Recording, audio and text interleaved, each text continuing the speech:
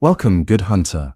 Tonight we delve into one of Bloodborne's most enigmatic figures, a character whose presence in Yharnam tells a story of duty, sacrifice, and the terrible price of maintaining order in a world consumed by cosmic horror. Before we begin, if you enjoy these deep dives into gaming lore, hitting that subscribe button really does make a difference in helping this channel grow. Our journey tonight centers on Eileen the Crow, the hunter of hunters, a woman bound by oath and tradition to hunt those who have lost themselves to bloodlust. Her story intertwines with the very fabric of Yharnam's decline, touching upon ancient hunter traditions, the corruption that comes from cosmic knowledge, and the question of whether maintaining humanity's moral center is even possible in a world where the gods themselves have gone mad. Chapter 1. The Crow's Feathers. The first time you encounter Eileen, she stands alone in the dark corners of central Yharnam, her crow feather cape marking her as something different from the other hunters stalking the night. That cape, those distinctive feathers, they're not mere decoration or personal affectation. They represent a lineage, an oath, a burden passed down through generations of hunters who chose a specific and terrible path. The crow has always held significance in hunter culture, long before Yharnam's descent into nightmare. In the old hunter traditions predating even Gaiman's workshop, crows were seen as guides between worlds, creatures that moved freely between life and death, that fed upon the remains of the fallen and carried secrets in their black eyes. They were symbols of endings, yes, but also of transformation and truth. The crow sees what others cannot bear to witness. It speaks truths that others refuse to acknowledge. When a hunter dons the crow feather garb, they accept this symbolic weight. They become watchers of other hunters, guardians against a specific type of corruption that the hunter's dream and the healing church could never fully prevent.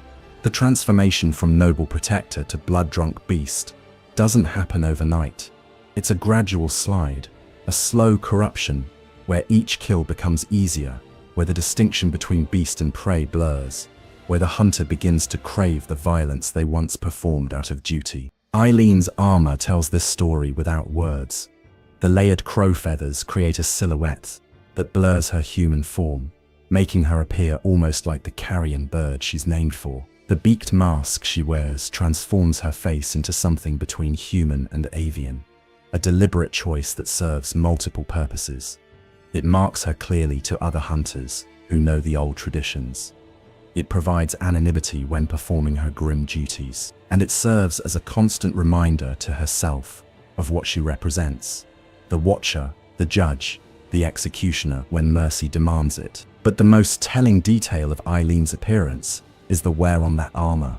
The scratches, the bloodstains that never quite wash away, the patched repairs, these speak to years, perhaps decades of service. This isn't ceremonial garb kept pristine in some workshop. This is working armor, battle-tested and blood-soaked, worn by someone who has walked the knife's edge between duty and despair for longer than most hunters survive. Chapter 2. The Blade of Mercy. Eileen's weapons define her purpose as clearly as her armor. She wields the Blades of Mercy, twin sickle-like weapons that share the same symbolic weight as her crow feather cape. These are not weapons hunting beasts, they're curved blades, their balanced weight, their ability to strike rapidly from unexpected angles.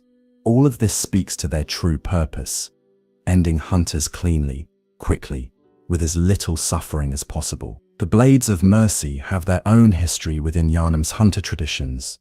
They were forged specifically for the hunter of hunters role, designed by weaponsmiths who understood that killing a fellow hunter required different tools than bringing down a beast. A hunter knows how to dodge, how to parry, how to use the environment. A hunter has training and instinct honed through countless encounters with death. To end such a target requires weapons that move faster than thought, that can exploit the briefest opening, that can deliver mercy before the hunter being targeted even realizes the fight has begun. The split nature of the blades, how they can function as a single weapon or separate into paired sickles, reflects the duality of the hunter of hunters role. United, they represent the singular purpose of maintaining the hunt's integrity. Separated, They acknowledge the complex moral reality of the task, the necessity of choosing between competing obligations, the recognition that sometimes mercy and duty pull in opposite directions. When Eileen fights, she doesn't move like other hunters you encounter in Yharnam. There's no hesitation, no wasted motion. Each strike flows into the next, with practiced precision. She's fought hunters before, many hunters, and survived encounters that would have ended lesser warriors.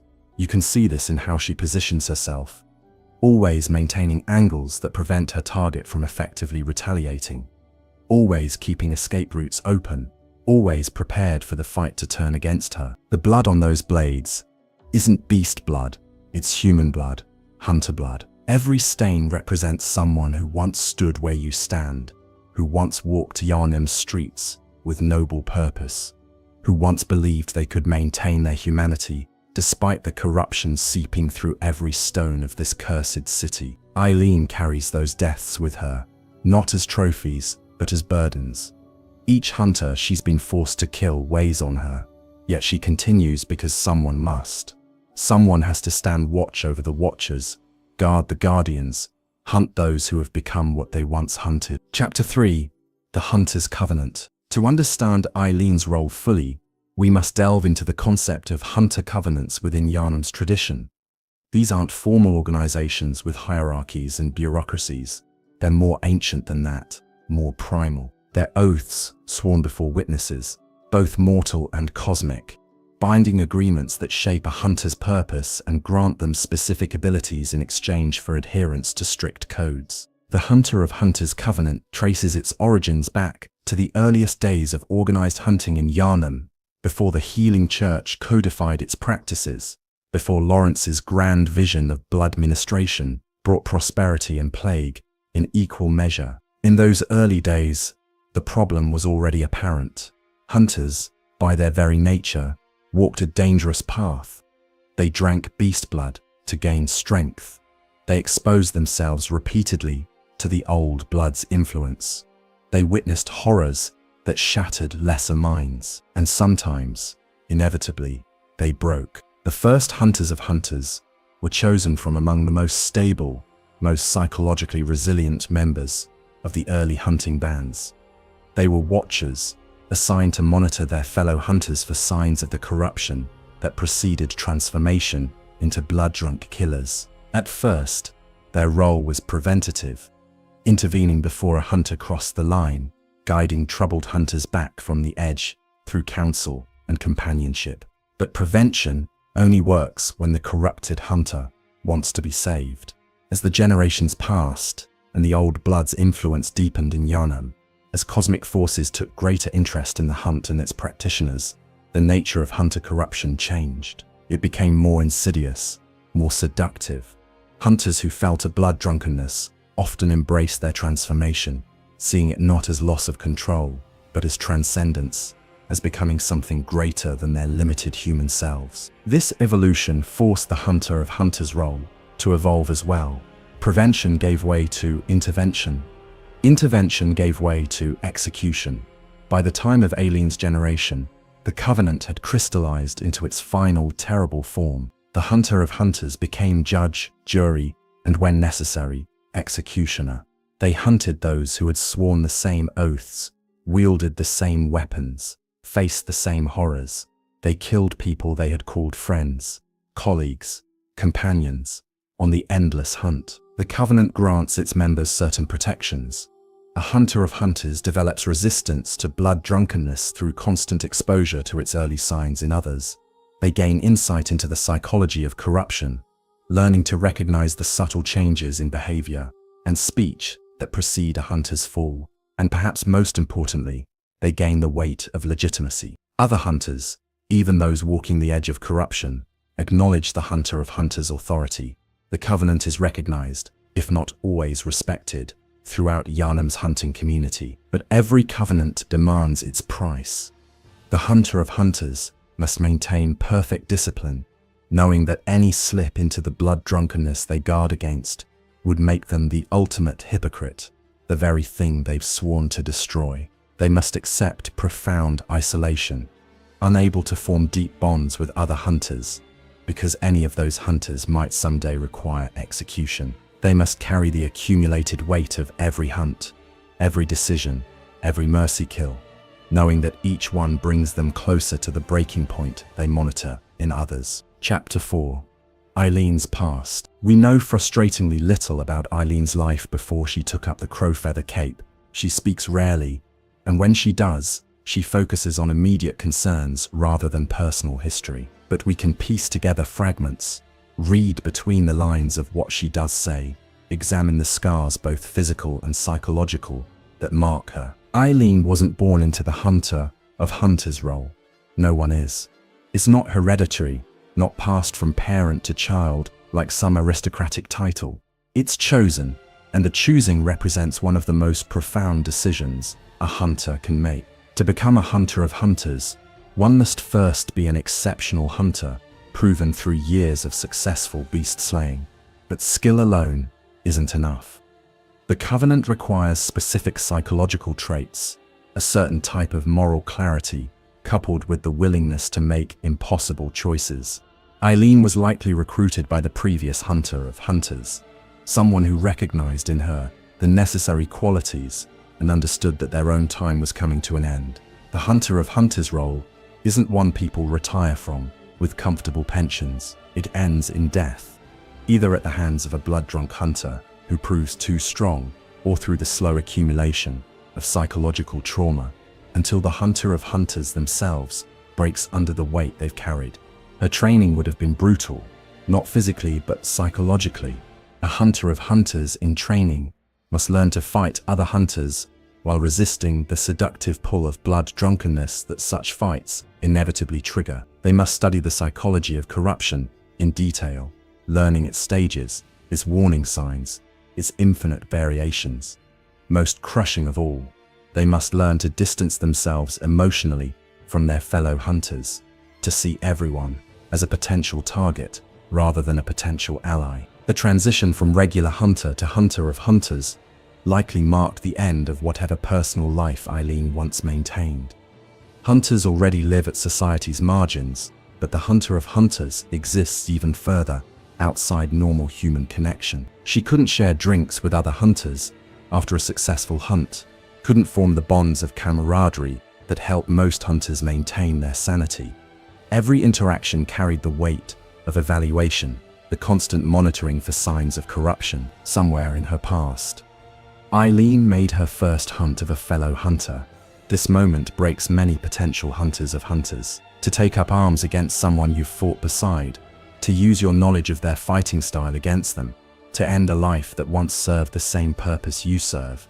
This requires a type of moral certainty that borders on fanaticism, or a type of pragmatism that borders on sociopathy. Eileen found some balance between these extremes, or perhaps she simply learned to live with the contradiction. The years between her first hunt and the night she encounters you in central Yharnam are marked by similar hunts, each one adding to the burden she carries.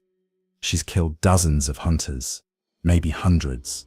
Some were colleagues she knew personally, others were strangers who had sworn the same oaths. Each one followed the same tragic arc: noble beginning, gradual corruption, final fall into blood drunkenness, and mercy delivered from the blades of mercy. Chapter 5. The Fall of Father Gascoigne. When you first meet Eileen in central Yharnam, she's hunting. Specifically, she's hunting Father Gascoigne, though she doesn't immediately reveal this target to you. Gascoigne represents everything the hunter of hunters covenant exists to prevent: a skilled hunter with noble intentions who has nevertheless fallen to blood drunkenness and become a threat to the very people he swore to protect. Understanding Gascoigne's fall helps illuminate both the nature of hunter corruption and Eileen's approach to her grim duty. Gascoigne wasn't always the beast man you encounter near the tomb of Aidan. He was a church hunter, a religious man who saw hunting as holy work, as cleansing Yharnam of corruption through righteous violence. He had a family, a wife and daughters, who represented everything he fought to protect. He had faith that gave his hunting purpose beyond simple violence. But faith, even deep faith, provides no protection against the old blood's influence. If anything, Gascoigne's religious conviction made him more vulnerable. He saw his increasing bloodlust not as corruption, but as righteous fury, divine wrath, flowing through mortal hands. The line between holy violence and simple bloodlust blurred gradually, each hunt making it easier to justify greater brutality. The beast within him didn't announce itself as corruption, it disguised itself as sanctity. His wife recognized the change before he did. You find her music box, a desperate attempt to reach through the blood drunkenness to the man beneath. The melody was supposed to remind him of who he was, of what he fought for, of the humanity worth preserving. It worked, briefly, stunning him out of his battle rage. But by the time you encounter him, such reminders only delay the inevitable. The music box only makes him angry, forcing him to confront the man he was while trapped in the beast he's becoming. Eileen tracked Gascoigne for weeks before you arrived in Yharnam. She watched him descend into blood drunkenness, documented the signs, confirmed the diagnoses before making her move. This patience, this certainty before acting, defines her approach. She's not hasty, not eager to add another name to her list of hunts. Each execution represents a failure, a hunter who slipped through whatever preventive measures existed, another soul lost to the corruption saturating Yharnam. When she speaks to you about Gascoigne, there's no triumph in her voice. There's sorrow, resignation, the weariness of someone who has performed this service too many times. She warns you away not because she doubts your skill, but because she doesn't want to burden you with witnessing what comes next. The execution of a hunter is not a public spectacle. It's a private tragedy, best handled without witnesses. But circumstances intervene. Perhaps Gascoigne proves stronger than she anticipated. Perhaps her own age and accumulated injuries slow her enough that she needs assistance. Or perhaps the cosmic forces manipulating events in Yharnam ensure that you encounter Gascoigne first, forcing you to perform the execution that should have been Eileen's responsibility. Chapter 6. The Weight of Mercy. After Gascoigne's death, Eileen's demeanor shifts subtly. If you speak with her at her next location, outside the cathedral ward, she's relieved but also troubled. Gascoigne's fall wasn't unique. He's simply one more name in a list that grows longer with each passing night in Yharnam. The beast scourge accelerates hunter corruption, creating more work for a role that was already crushing under its burden. Eileen knows she's fighting a losing battle. For every blood-drunk hunter she executes, more are falling to the same corruption. The old blood's influence intensifies. The cosmic forces taking interest in Yharnam grow bolder. The hunter's dream cycles through candidates, some of whom inevitably fall to blood drunkenness before they achieve whatever transcendence the moon presence seeks. The hunter of hunters role was never designed to handle this scale of corruption. You can hear the exhaustion in her voice, though she tries to maintain professional distance. She's been doing this too long, seen too many good hunters fall, killed too many people who once stood for the same principles she represents. Every hunt chips away at her certainty, makes her question whether maintaining the covenant still serves any purpose in a city spiraling toward inevitable doom. Yet she continues, not because she believes she can save Yharnam. She's too experienced to harbor such illusions. She continues because someone must, because the covenant demands it, because the alternative, abandoning the role and allowing blood-drunk hunters to rampage unchecked, would make every execution she's already performed meaningless. She's trapped by her own dedication, unable to stop, even as she recognizes the futility of her efforts. This is the terrible paradox at the heart of the hunter of hunters role. Success is measured not by hunters saved, but by hunters killed cleanly, efficiently, before they can cause too much damage. There's no victory condition, no end state where the need for the hunter of hunters disappears. It's an endless vigil, a duty that consumes everyone who takes it up and offers nothing in return, except the cold comfort of duty fulfilled. Eileen accepts this paradox. She's made peace with the fact that her life will end in violence, either at the hands of a blood-drunk hunter or through her own inevitable corruption. She monitors herself as carefully as she monitors others, watching for the early warning signs, prepared to take action against herself if necessary. This self-awareness, this willingness to apply the same judgment to herself that she applies to others, might be what has allowed her to survive so long in a role that breaks most to attempt it. Chapter 7. The Bloody Crow of Cainhurst. As Yharnam's long night deepens and cosmic forces tighten their grip on the city, Eileen faces her most dangerous hunt. Somewhere in the cathedral ward, a hunter wanders who represents everything she opposes. He's known by various names to those few who recognize what he is, but the Bloody Crow of Cainhurst captures his essence most accurately. This hunter wears the garb of Cainhurst, that aristocratic bloodline that embraced vampiric power with an eagerness the healing church found simultaneously fascinating and horrifying. But he's no mere servant of the vile bloods. He's something worse, a hunter who deliberately chose blood drunkenness, who saw the corruption other hunters fought to resist and decided to embrace it as power. He represents willful descent into darkness, corruption chosen rather than suffered. The Bloody Crow's very existence mocks everything the Hunter of Hunters Covenant stands for. Eileen's purpose is preventing and punishing involuntary falls into blood drunkenness. But what does her oath demand when faced with someone who chose this path deliberately, who looked at the line between human and beast and decided to cross it with eyes wide open? Worse, the Bloody Crow is skilled, perhaps as skilled as Eileen herself. He's mastered the same weapons the Hunter of Hunters uses, the same quick-step techniques, the same brutal efficiency.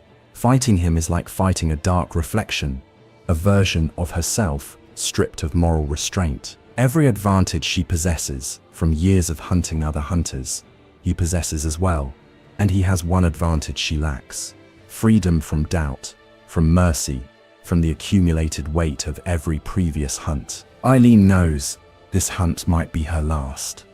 You can hear it in how she speaks to you before heading to the Grand Cathedral. She's making preparations, putting her affairs in order as much as someone in her position can. She gifts you the Hunter of Hunters Covenant rune if you've proven yourself worthy, ensuring that the tradition continues after she's gone. It's not quite passing the torch, more like leaving kindling in case someone wants to light their own fire after hers goes out. The Grand Cathedral becomes an arena for this final confrontation. The symbolism would be almost too perfect if it weren't so tragic. Here, in the heart of the healing church's power, where blood ministration was blessed and the old blood elevated to sacrament, two hunters will fight to the death, one representing the last gasp of moral order, the other embodying willing surrender to corruption. The cathedral's gods, if they even notice, offer no intervention. What makes this confrontation particularly cruel is that Eileen can't win. Not really. If she kills the Bloody Crow, she adds another name to her list of hunts, another burden to carry in whatever time she has left. The victory brings no satisfaction, no sense of achievement, just the grim confirmation that her role remains necessary, even as Yharnam crumbles around her. If she dies, the Covenant dies with her, unless you choose to take it up, and even then the weight of that choice and the burden it entails would fall on you. Chapter 8. A Hunter of Hunters falls. In most playthroughs, Eileen doesn't survive the encounter with the Bloody Crow. She's skilled, experienced, and determined, but she's also tired, wounded from previous fights, and facing an opponent who has none of her psychological baggage, weighing him down. The Bloody Crow fights with the freedom of someone who has abandoned all pretense of civilization, while Eileen fights carrying the weight of every hunter she's executed. If you find her during or after this fight, wounded and dying, her final words carry profound weight. She acknowledges her failure, but doesn't seek comfort or absolution. She tells you to forget the Covenant, to continue your own hunt without taking on her burden. There's kindness in this, a final mercy from someone who has spent her life delivering hard truths. She knows what the Hunter of Hunters role does to those who take it up. She doesn't want that fate for you, but there's also resignation in her words. She's not passing on her authority because she doesn't believe the Covenant can continue in Yharnam's current state. The city has descended too far into nightmare. The corruption she fought to contain has become pandemic. One hunter of hunters, no matter how skilled or dedicated, can't stem a tide that sweeps over the entire society. Better to die knowing she fought as long as she could than to continue fighting when failure has become inevitable. Her death represents more than the loss of a single hunter. It marks the end of an era in Yharnam's history. The Hunter of Hunters Covenant wasn't perfect, wasn't even particularly successful in its stated goals, but it represented an attempt to maintain moral order, to preserve the distinction between protector and predator, to insist that the hunters remain servants of humanity rather than its predators. With Eileen's death, that attempt ends. The Bloody Crow's survival, after killing Eileen, adds bitter irony. He continues to haunt the Grand Cathedral, a blood-drunk hunter operating in the heart of the healing church's former power. No one challenges him. No hunter of hunters arrives to deliver the mercy Eileen would have provided. He becomes a monument to the Covenant's failure, proof that good intentions and skilled execution aren't enough when facing corruption that operates on cosmic scales. Yet, Eileen's failure isn't complete. She lasted longer than most hunters of hunters. She maintained her moral clarity, despite decades of performing executions that would have broken lesser people. She chose to face the Bloody Crow rather than flee Yharnam, honoring her covenant even when she knew doing so would likely cost her life. In a city defined by transformation and corruption, she remained herself until the very end. That counts for something, even if it couldn't save Yharnam. Chapter 9. The Hunter of Hunters Covenant. If you find Eileen's badge, you can examine the Hunter of Hunters Covenant rune more closely. The design depicts a flock of crows in flight, their formation suggesting both freedom and purpose, chaos and order intertwined. The rune grants enhanced stamina recovery, a practical benefit that reflects the Covenant's core requirement.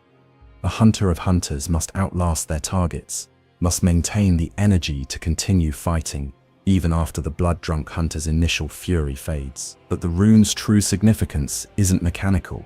It's symbolic, marking you as someone who has chosen to take up the terrible burden Eileen carried. Other hunters who understand the tradition will recognize what you've become. Some will respect you, others will fear you. A few might challenge you, seeing your presence as either insult or opportunity depending on how far they've fallen into blood drunkenness. Wearing the Covenant rune changes how you experience Yharnam's hunting grounds. Suddenly, you're not just killing beasts and cosmic abominations, you're monitoring your fellow hunters, watching for the signs of corruption. Eileen spent her life learning to recognize. Every hunter you encounter becomes both potential ally and potential target. The paranoia that defined Eileen's existence becomes yours. The Covenant also connects you to a tradition extending back generations, before Yharnam's current crisis.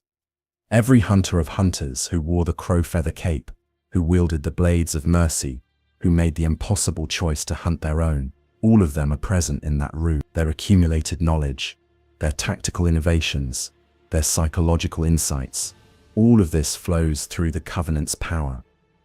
You're not just one hunter continuing a failed mission. You're the latest link in a chain of hunters who made the same choice, knowing the cost. This weight of tradition cuts both ways. It provides structure and support, a framework for understanding your new role and executing its responsibilities.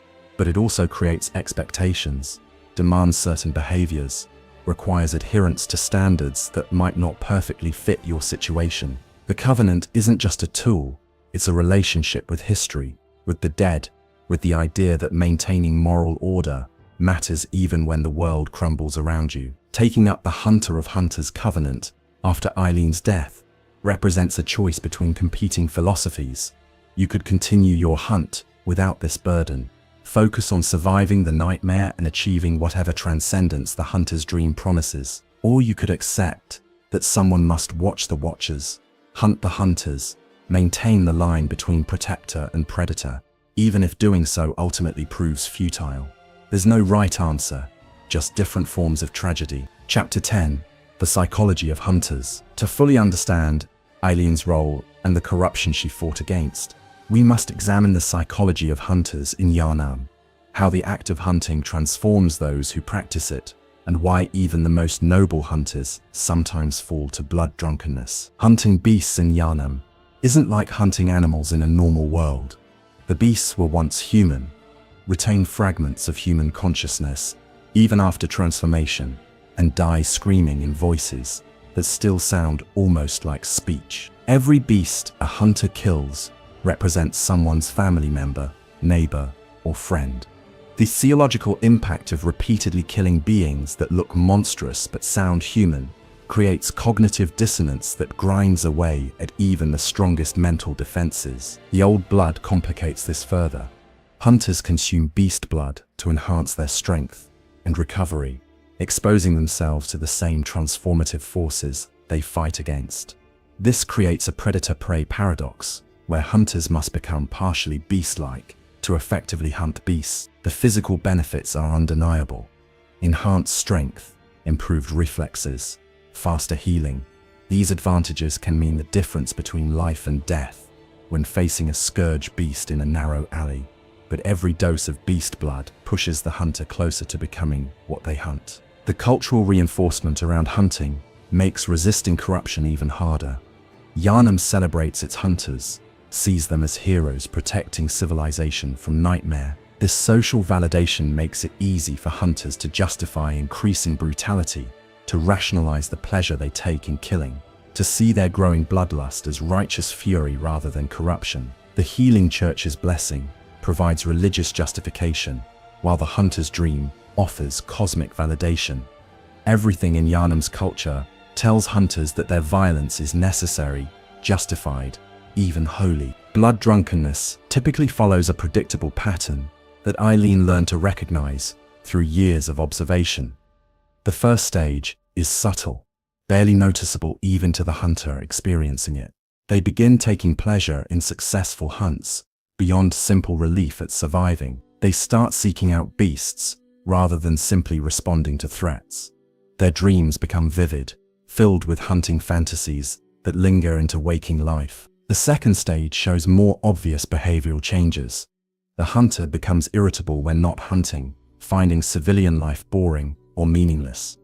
They take unnecessary risks during hunts, not from desperation but from desire to prolong the violence. Their speech patterns change, incorporating more violent metaphors, showing less concern for the human origins of the beast they hunt. Relationships with non-hunters deteriorate, as the hunter finds it increasingly difficult to relate to people who don't share their experiences. The third stage marks the point of no return. The hunter begins actively craving blood, not just metaphorically, but literally. They drink beast blood more frequently, in larger quantities, seeking the high that comes with consumption. Their fighting style becomes more brutal, incorporating unnecessary violence beyond what's tactically required. Most telling, they start viewing other humans as potential threats or prey, applying predatory logic to social interactions. The final stage is transformation, either into a full beast or into something worse, a being that retains human intelligence and hunter training. While operating on purely predatory instincts, these fallen hunters are more dangerous than beasts because they combine animal ferocity with human cunning. They know how hunters fight because they were hunters. They can use weapons, employ tactics, set traps. Stopping them requires skills beyond simple beast slaying. Eileen understood these stages intimately, could recognize signs that the afflicted hunter might not even notice. She watched for changes in speech patterns, shifts in body language, alterations in hunting techniques. She monitored hunters the way a doctor monitors a patient, looking for symptoms that indicate disease, even when the patient feels fine. This clinical approach helped her maintain psychological distance, but it also meant seeing corruption everywhere, constantly evaluating whether intervention was necessary. The tragedy is that knowledge of these stages provided no real protection. Eileen knew exactly what to watch for in herself, recognized every warning sign, monitored her own behavior with ruthless objectivity. But knowing the path to corruption doesn't make avoiding it easier when every aspect of your life pushes you down that path. Every hunt risked exposure to blood drunkenness. Every execution added psychological trauma. Every day in the role brought her closer to the breaking point she watched for in others. Chapter 11. The Old Hunter's Bone. Among Eileen's possessions, hidden in the depths of the tomb of Odin, lies an artifact called the Old Hunter's Bone. This isn't merely a relic or trophy. It represents a connection to Yharnam's hunting tradition that predates the Healing Church, predates Gaiman's workshop, extends back to the earliest days when humans first learned to fight the beasts that plague their city. The bone itself is weathered, ancient, marked with scratches and wear that speak to extensive use across generations. It's not clear whose bone it originally was, some legendary hunter from the distant past, or perhaps a composite, fragments from multiple hunters bound together through some process, lost to modern knowledge. What matters is what it represents, the accumulated skill and knowledge of every hunter who held it, practiced with it, used it to perfect the quick-step technique that would become fundamental to hunter combat. When activated, the Old Hunter's Bone grants the ability to quick-step with supernatural speed and frequency, transforming the user into a blur of motion that seems to violate normal physical laws. This isn't magic in any traditional sense. It's more like tapping into muscle memory that doesn't belong to you, accessing reflexes honed by hundreds of dead hunters, channeling their collective skill through this ancient relic. Eileen possessed this bone, but didn't regularly use its power. Why would someone engaged in Hunter of Hunters work, where speed and mobility could mean the difference between success and failure, refrain from using such an advantage? The answer reveals important aspects of her character and philosophy. Using the Old Hunter's Bone requires consuming a quicksilver bullet, representing a literal cost for borrowed skill. More significantly, it represents relying on the past rather than trusting your own abilities. Eileen built her career on personal skill, individual judgment, and the wisdom gained through direct experience. Depending on ancestral power, no matter how effective, would undermine the very qualities that made her successful as a hunter of hunters. There's also a question of purity. The Hunter of Hunters role demands moral clarity, certainty in one's own judgment and abilities. Introducing external influences, even benign ones like the Old Hunter's Bone, creates ambiguity. When you quick-step using the bone, are you moving or are you channeling dead hunters? When you successfully execute a blood-drunk hunter using borrowed reflexes, whose victory is? These philosophical questions might seem trivial in the heat of combat, but for someone whose entire purpose depends on maintaining clear boundaries, such ambiguity represents a threat to professional identity. Yet, Eileen kept the bone, protected it, and ultimately left it where a worthy successor might find it. This suggests she understood its value even while choosing not to rely on it herself. The bone represents continuity, a link to the hunter tradition that extends beyond any individual practitioner. By preserving it and making it available to future hunters, she was ensuring that the knowledge and skills of past hunters wouldn't be completely lost when Yharnam's current generation inevitably fell to corruption or death. The location where you find the bone, deep in the tomb of Odin, adds symbolic weight. Odin is a formless great one, a cosmic entity associated with blood and reproduction, with the hidden connections that link all living things. Placing the Old Hunter's Bone in a tomb sacred to Odin suggests intentional symbolism. The bone represents human tradition and skill, human lineage and heritage. Housing it in a space associated with a great one creates deliberate contrast between mortal tradition and cosmic power, between the skills passed down through human generations and the transformative forces that threaten to render such traditions obsolete. Chapter 12. The Blade of Mercy's Origins. The Blades of Mercy that Eileen wields carry their own history, one intimately connected to Yharnam's founding myths and the evolution of hunter culture. These weapons didn't emerge fully formed. They represent the culmination of generations of weapon development, practical experience, and philosophical reflection on what tools best serve the Hunter of Hunters role. The original inspiration came from the burial blade, that elegant scythe wielded by Yharnam, the first hunter. The burial blade combined reach, precision, and symbolic weight, transforming hunting from simple pest control into something approaching religious ritual. But the burial blade was designed for hunting beasts, not hunters. Its reach and sweeping attacks suited combat against large, animalistic targets. Against a skilled hunter who understood spacing and timing, the burial blade's long animations created vulnerability. The first hunter of hunters likely used smaller, faster weapons, more suited to human-scale combat. Perhaps simple blades, maybe even adapted civilian weapons. Through trial and error, through successive generations of practitioners, the weapon design evolved. The blades became curved to better hook around parries and guards.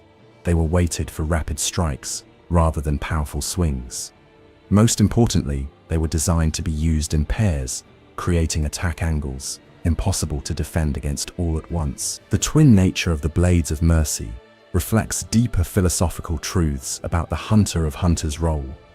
A single blade represents singular purpose, unwavering conviction, the certainty required to execute judgment, but maintaining that certainty while performing executions that would horrify most people requires balance, a counterweight to prevent the judge from becoming another monster. The second blade represents that balance, the acknowledgement that executing hunters requires both conviction and doubt, both strength and mercy, both determination and regret. The name itself, Blades of Mercy, carries profound irony.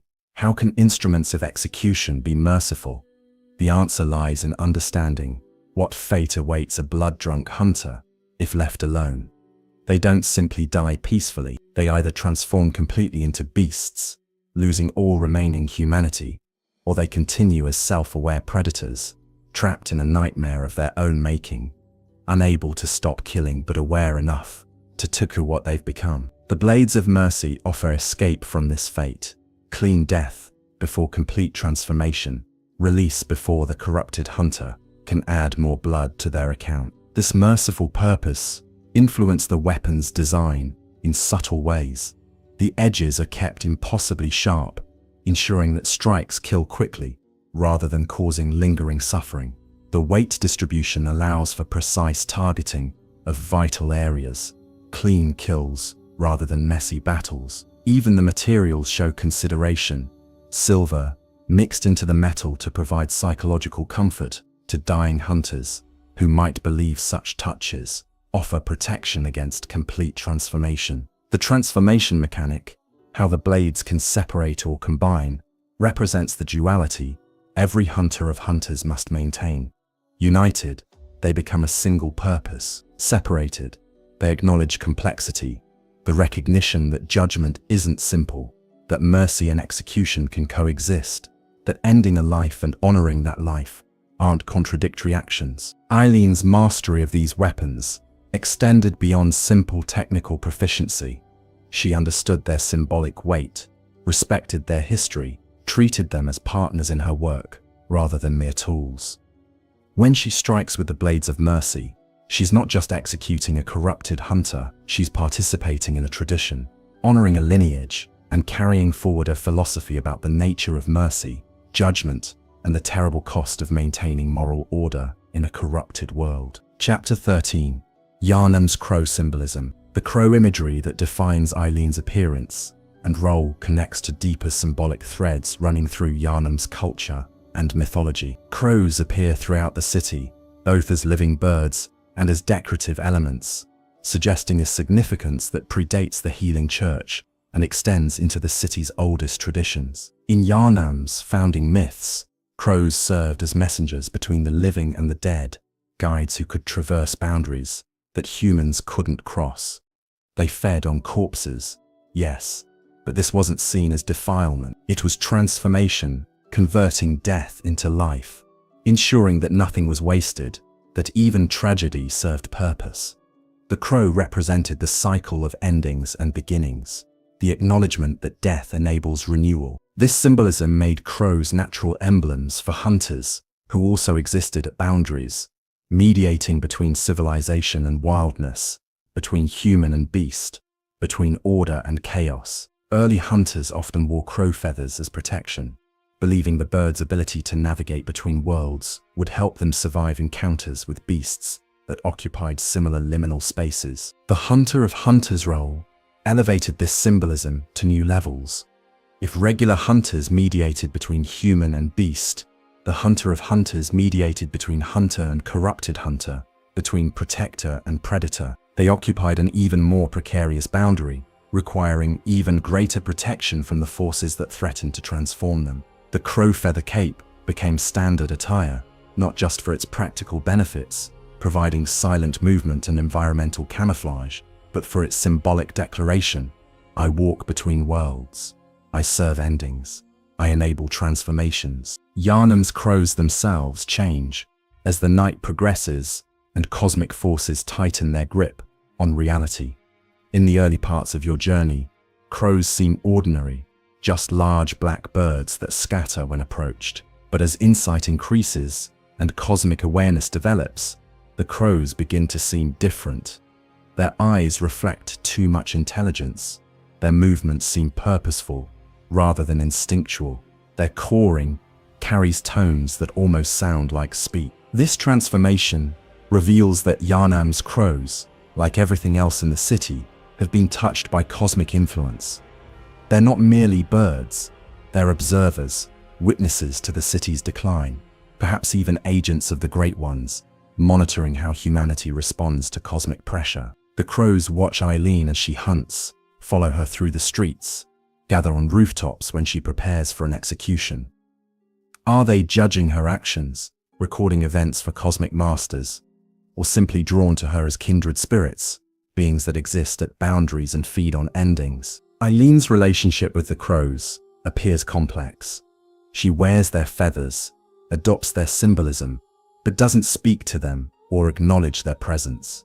This might represent professional discipline, refusing to anthropomorphize or mysticize ordinary birds. Or it might indicate awareness of their true nature and deliberate decision to maintain distance from potential cosmic influence. The bloody crow of Cainhurst's adoption of crow imagery represents perversion of the symbol. He wears crow feathers without understanding their significance, claims association with the Hunter of Hunters tradition without accepting its responsibility. His crow identity is performance, costume, appropriation of symbolism for intimidation rather than genuine connection to the tradition. This mockery adds insult to his crimes, suggesting he understands the Hunter of Hunters role well enough to despise it, while lacking the moral foundation to appreciate why it matters. When Eileen dies, if she dies, the crows of Yharnam gather around her body. They don't feed, which would be their natural behavior. They simply watch, forming a circle of black feathers and bright eyes. This vigil suggests acknowledgement, respect, recognition of her service. The crows know what she represented, understand what her death means for Yharnam. They bear witness as they've always borne witness, observing the city's slow collapse, recording endings, waiting to see what transformations emerge from tragedy. Chapter 14. The Hunter's Dream Perspective. From the perspective of the moon presence and the hunter's dream it created, Eileen represents an anomaly. She's a hunter who operates outside the dream's direct influence, who serves purposes that don't necessarily align with the moon presence's agenda, whose existence suggests that hunter tradition extends beyond what cosmic entities can directly control. The hunter's dream functions as a nursery and testing ground, where the moon presence evaluates and develops potential surrogate children. Hunters bound to the dream die repeatedly, learn from failures, gradually develop the skills and cosmic awareness necessary to serve the moon presence's purposes. But Eileen never entered the dream, never died and resurrected, never developed a relationship with the doll that helps dream-bound hunters maintain sanity across countless deaths. This independence makes her both more stable and more vulnerable than dream-bound hunters. More stable because she's not subject to the gradual psychological erosion that comes from dying repeatedly. More vulnerable because she can't afford the mistakes that dream-bound hunters learn from through resurrection. Every fight must be won on the first attempt. Every injury must be endured without the reset that death provides for dream-bound hunters. Her mortality is absolute in a way yours isn't. Gehrman likely knows about Eileen, might even have trained her, or trained the hunter who trained her. The Hunter of Hunters covenant predates his current role as caretaker of the hunter's dream, extends back to his time as a working hunter in physical Yharnam, but his position within the dream complicates his relationship with the tradition. He serves the moon presence now, can't directly intervene in Yharnam's physical space, can't provide support or guidance to hunters who operate outside the dream structure. Does Gehrman feel conflicted about this?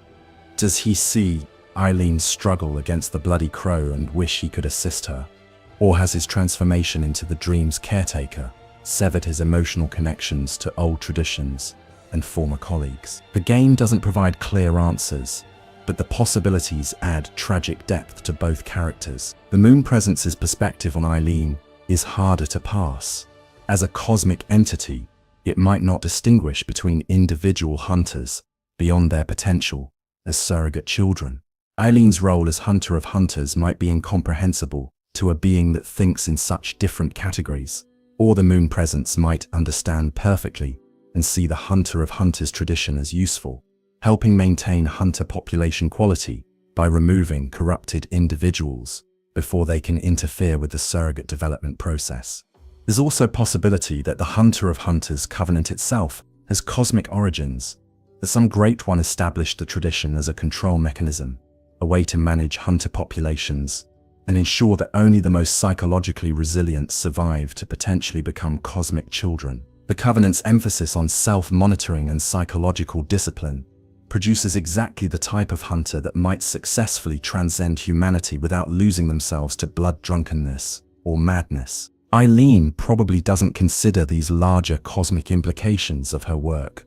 She focuses on immediate concerns, identifying corrupted hunters, planning executions, maintaining her own psychological stability, but her ignorance doesn't make the cosmic dimensions less real. She's participating in systems she can't fully see or understand, serving purposes that extend beyond her conscious intentions, playing a role in cosmic drama that uses Yharnam and its hunters as props and players. This tension between immediate purpose and cosmic manipulation defines much of Bloodborne's narrative.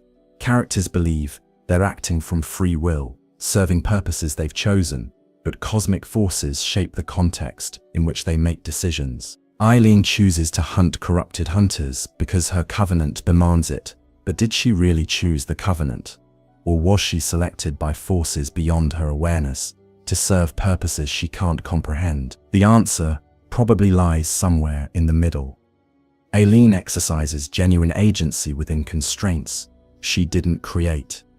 She chose the Hunter of Hunters path from available options, even if those options were themselves shaped by cosmic influence. Her dedication, skill, and moral clarity are authentically hers, even if the context in which she expresses these qualities was arranged by entities whose motives remain opaque. Chapter 15.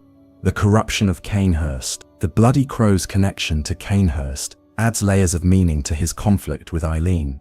Cainhurst represents an alternative approach to the Old Blood, one that embraced vampiric power, rather than treating it as corruption to be managed. Understanding Cainhurst's philosophy helps explain why a hunter wearing their garb would deliberately choose blood drunkenness. Cainhurst nobility saw themselves as superior to common humans, elevated by blood into a higher form of existence.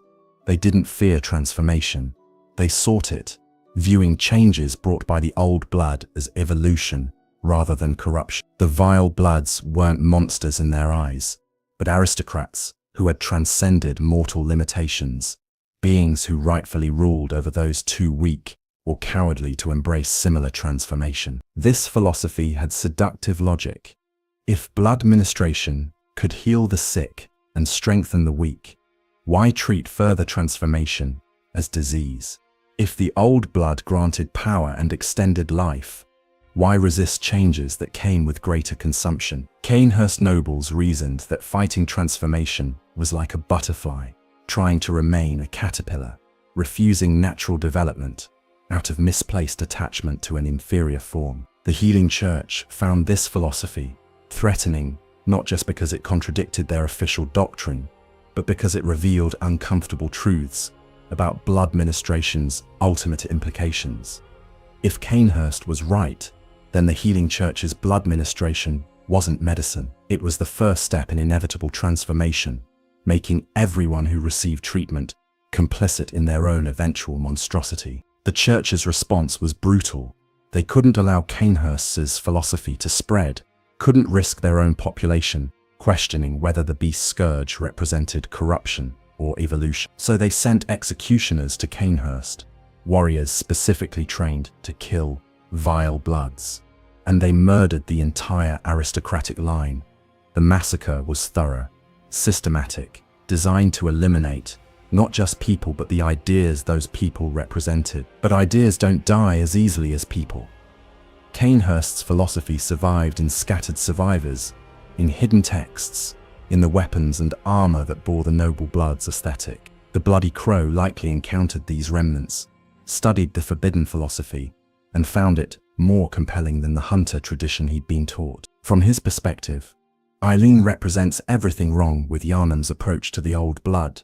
She enforces arbitrary boundaries between human and beast, punishes natural evolution, clings to moral frameworks that deny reality's true nature.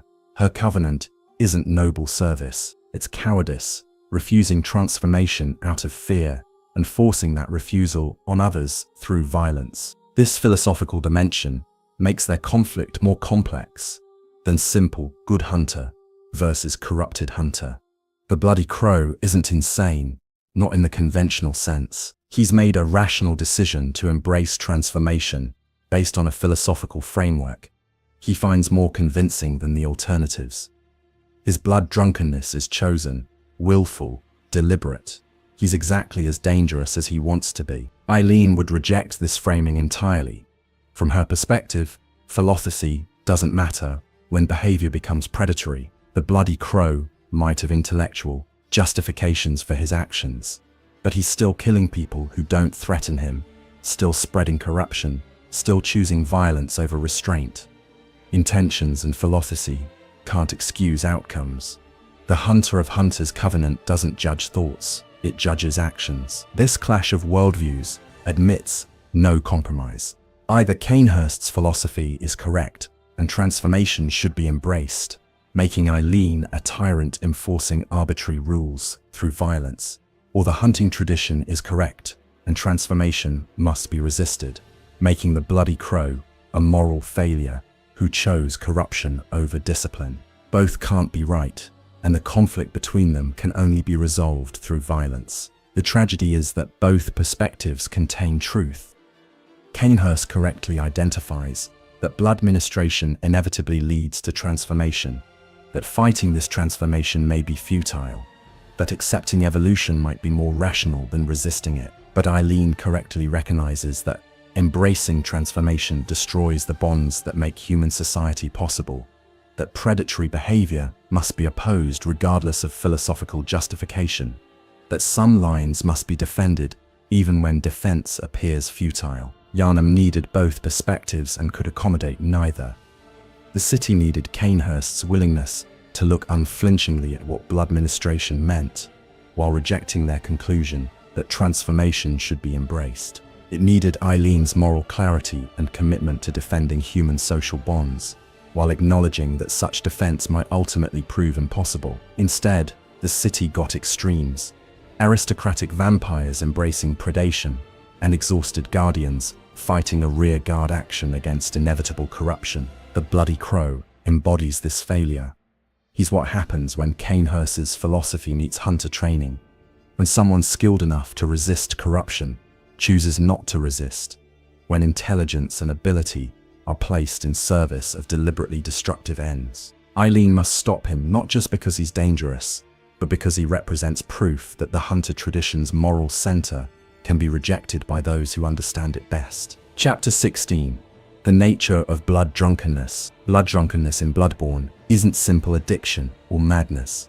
It's a specific psychological and physiological condition that represents the intersection of multiple corrupting factors: the old blood's transformative properties, cosmic influence on human consciousness, and the psychological impact of violence performed repeatedly. The old blood carries memory and consciousness from ancient sources, fragments of thought and experience from beings who existed according to different rules than humanity. When a hunter consumes beast blood for strength or receives blood ministration for healing, they're not just ingesting biological material, they're taking in alien consciousness, perspectives and desires that don't align with human values or psychology. At first, these foreign elements are subtle enough that the hunter's own consciousness can maintain dominance.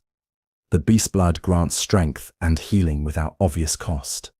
The hunter feels empowered, capable, ready to face threats that would terrify ordinary humans. This initial phase is crucial because it establishes positive associations with blood consumption, creating psychological groundwork for dependency. As consumption continues, the foreign consciousness fragments accumulate. They don't announce themselves as alien thoughts. Instead, they influence existing thought patterns, subtly shifting priorities and values. The hunter begins thinking of people as potential prey, rather than fellow humans. Violence becomes its own reward rather than a means to an end. The boundary between necessary force and gratuitous cruelty blurs until it disappears entirely. The physiological changes mirror the psychological ones. The hunter's body adapts to optimize for predation, enhanced muscles for greater strength, sharpened senses for tracking prey, altered metabolism that craves blood as fuel. These changes aren't simply mutations, they represent the body adjusting to better express the alien consciousness now competing for control with the hunter's original human mind. Blood drunkenness manifests when the alien consciousness gains sufficient strength to influence behavior directly. The hunter experiences this as overwhelming desire to hunt and kill, urges that seem to come from somewhere outside conscious control. Resisting these urges becomes progressively harder as the foreign consciousness continues to strengthen, while the human consciousness fatigues from constant resistance. The final stage, complete blood drunkenness, occurs when the human consciousness can no longer maintain majority control. At this point, the hunter becomes functionally possessed by predatory intelligence that uses their body and skills for purposes alien to their original intentions. Some human consciousness remains, enough to feel horror at actions they can't stop, but not enough to regain control. This understanding of blood drunkenness reframes the hunter's role. Eileen isn't executing people who made bad choices. She's providing mercy to individuals who have become prisoners in their own bodies, humans whose consciousnesses have been overwhelmed by alien predatory intelligence. The execution is tragic, yes, but it's also liberation, freeing the human consciousness from its nightmare imprisonment. The complexity comes from determining when a hunter crosses from at risk to irretrievable. Some hunters retain enough human consciousness to recover if given proper support and time away from violence. Others appear functional but have already crossed into irretrievable corruption, with human consciousness creating convincing facade while alien predatory intelligence controls actual behavior. Eileen's experience taught her to recognize these distinctions, but the knowledge provided no comfort. Every hunter she evaluated for potential execution was someone's colleague, someone's friend, someone who once stood for the same principles she represented. The weight of judgment was crushing. Execute too early, and you're murdering someone who might have recovered. Wait too long, and the corrupted hunter kills innocent people while you hesitated. This impossible position explains much of Eileen's character. She's not cold or cruel. She's simply developed the emotional distance necessary to make judgments that would paralyze anyone who allowed themselves to feel the full weight of what they were doing. Her professionalism isn't callousness, it's survival mechanism, psychological armor against the trauma of executing people who once stood beside her as fellow hunters. The Bloody Crow's willing embrace of blood drunkenness represents an entirely different situation. He experienced the early stages of corruption, recognized what was happening, and chose to surrender control to the alien predatory consciousness rather than resist. This makes him both more and less culpable than unwilling victims. More culpable because he chose his fate deliberately. Less culpable because the consciousness now controlling him isn't entirely his own. From Eileen's perspective, this distinction doesn't matter operationally. Willing or unwilling, the Bloody Crow represents active threat that must be neutralized. But philosophically, his willing corruption adds existential horror to the execution. She's not just providing mercy to a victim of corruption, she's stopping someone who made a choice she finds incomprehensible, whose decision reveals possibilities she spent her career denying. Chapter 17.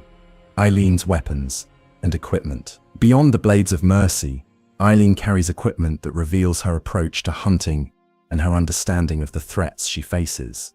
Every item serves specific purposes, chosen through experience and refined over years of hunters work. Her repeating pistol represents a compromise between stopping power and rate of fire.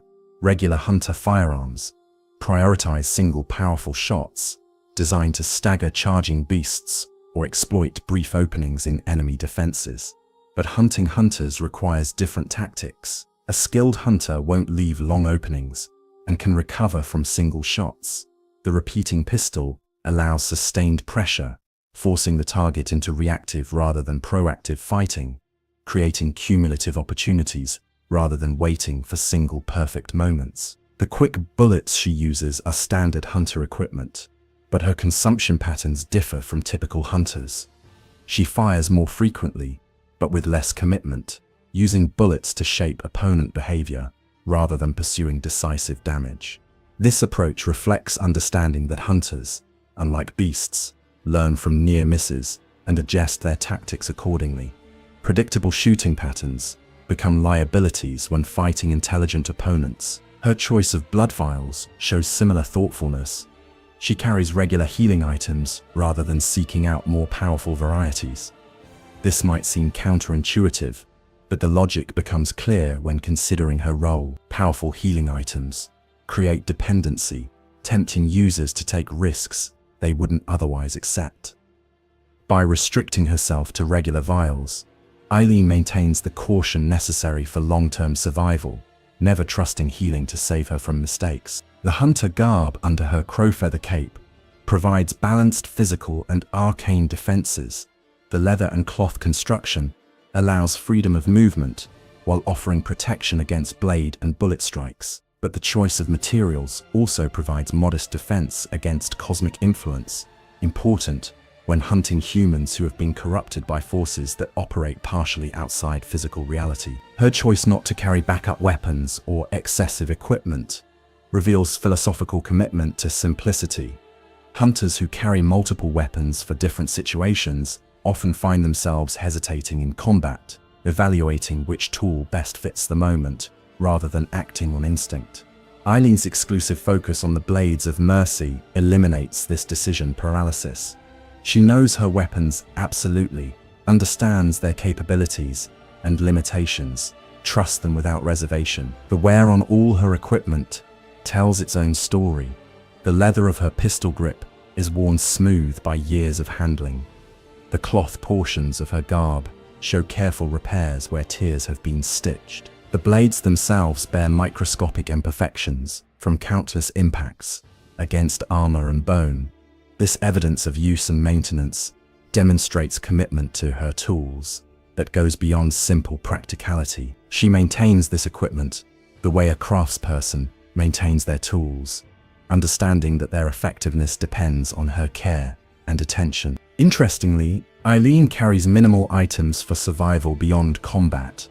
She doesn't hoard antidotes or sedatives or defensive items. This suggests she lives from hunt to hunt, maintaining only what's immediately necessary, either trusting in her skill to avoid situations requiring specialized solutions, or simply accepting that comprehensive preparation for every contingency isn't possible in her line of work. Her inventory management reflects the reality of her existence. As a hunter of hunters, she can't rely on regular supply lines or predictable encounters. She must be self-sufficient, able to work with minimal resources, ready to engage targets with whatever equipment she happens to have available.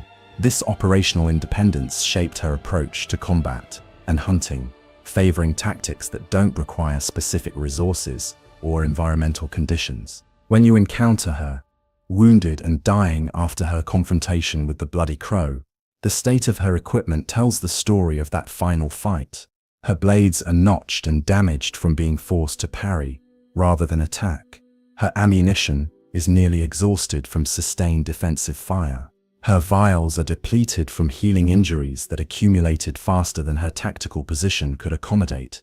The physical evidence confirms what the outcome suggests. She fought brilliantly, but was ultimately overwhelmed by an opponent who matched her skill while surpassing her in raw physical capability, enhanced by willing blood drunkenness. Chapter 18. The Grand Cathedral Confrontation. The Grand Cathedral serves as the arena for Eileen's final hunt, and the location carries symbolic weight that transforms the confrontation into something more than a simple fight between two skilled combatants. This building represents the heart of the healing church's power, the place where blood ministration was elevated from medical practice to religious sacrament, where the old blood was blessed and distributed to Yharnam's faithful. The cathedral's architecture embodies contradiction. Its soaring Gothic design speaks to aspirations toward the divine, the human desire to reach toward transcendence through magnificent constructions. But its blood-soaked altars and the corruption seeping through its foundations reveal that transcendence came at terrible cost. The building simultaneously represents humanity's noblest aspirations and its most catastrophic failures. That Eileen would choose to confront the Bloody Crow here suggests deliberate symbolism. She's making a statement about what has failed in Yharnam, about how institutions meant to elevate humanity instead corrupted it. The cathedral should have been a place of healing and hope. Instead, it became a monument to hubris, a temple dedicated to transformation that destroyed more than it created. The specific areas where the confrontation unfolds add tactical dimensions that affect the fight's flow. The cathedral's main hall provides relatively open space, allowing both combatants to use their mobility-focused fighting styles effectively. The pillars create sightline barriers and opportunities for ambush, rewarding tactical thinking over simple aggression. The elevated altar area provides high ground advantage that both fighters will seek to control. But the most important tactical consideration is escape routes. The cathedral has multiple exits, allowing a losing combatant to retreat and regroup rather than fighting to inevitable defeat.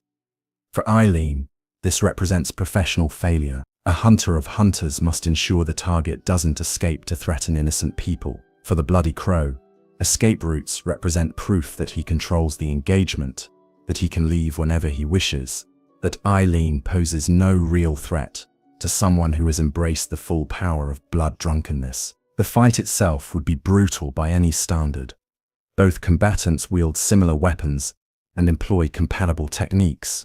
Both understand hunter combat psychology, can anticipate opponent movements, recognize feints, and committed attack. The encounter becomes a test of skill, where minor advantages determine outcomes. Eileen has experience on her side, decades of fighting corrupted hunters, accumulated tactical knowledge from countless previous encounters. She's seen every trick, survived every desperate gambit, learned to recognize the patterns that emerge when skilled fighters face each other with lethal intent.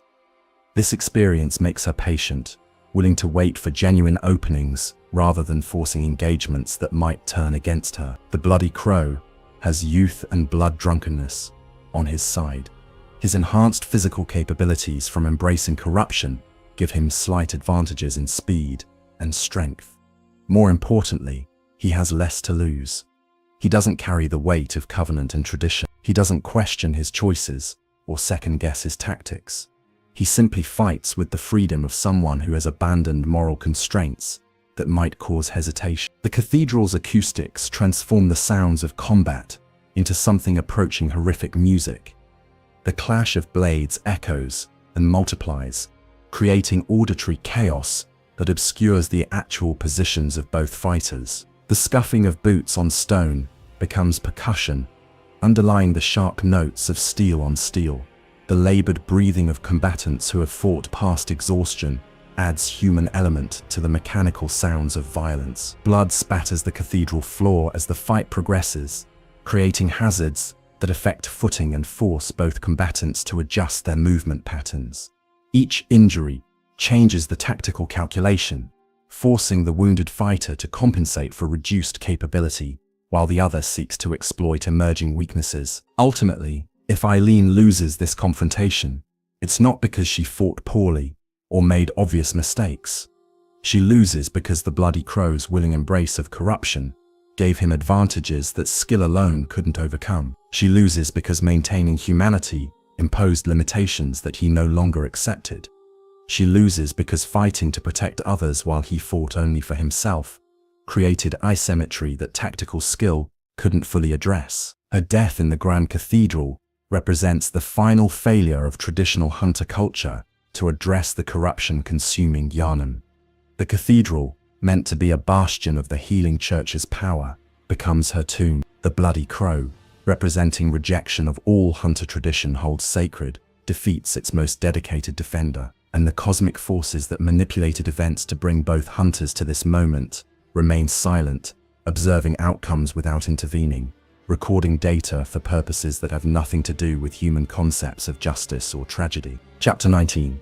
The choice to continue. If Eileen dies in her confrontation with the Bloody Crow, you're faced with a choice that defines how you understand your role as a hunter. You can ignore her death, treating it as simply another tragedy in Yharnam's general collapse.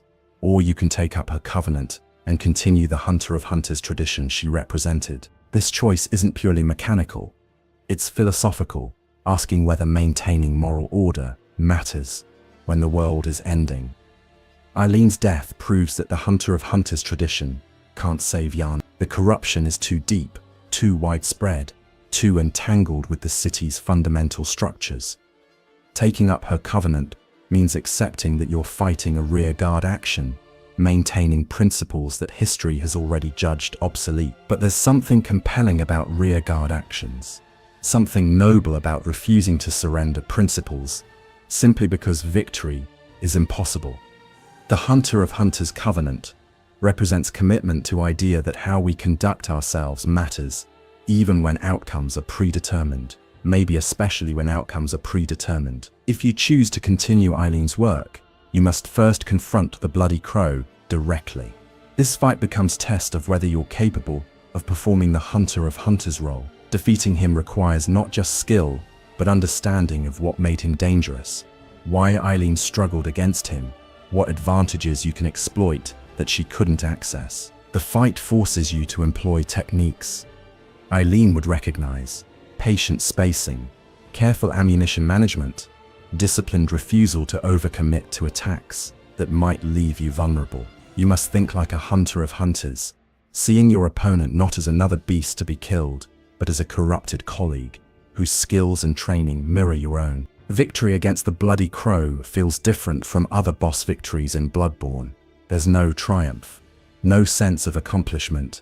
You've simply done what needed doing, ended a threat that Eileen couldn't stop. The victory is hollow because it came too late, because Eileen died trying to accomplish what you eventually achieved, because winning this fight doesn't change anything about Yharnam's inevitable collapse. Taking up the Hunter of Hunters covenant after this victory changes your relationship with Yharnam's remaining hunter population.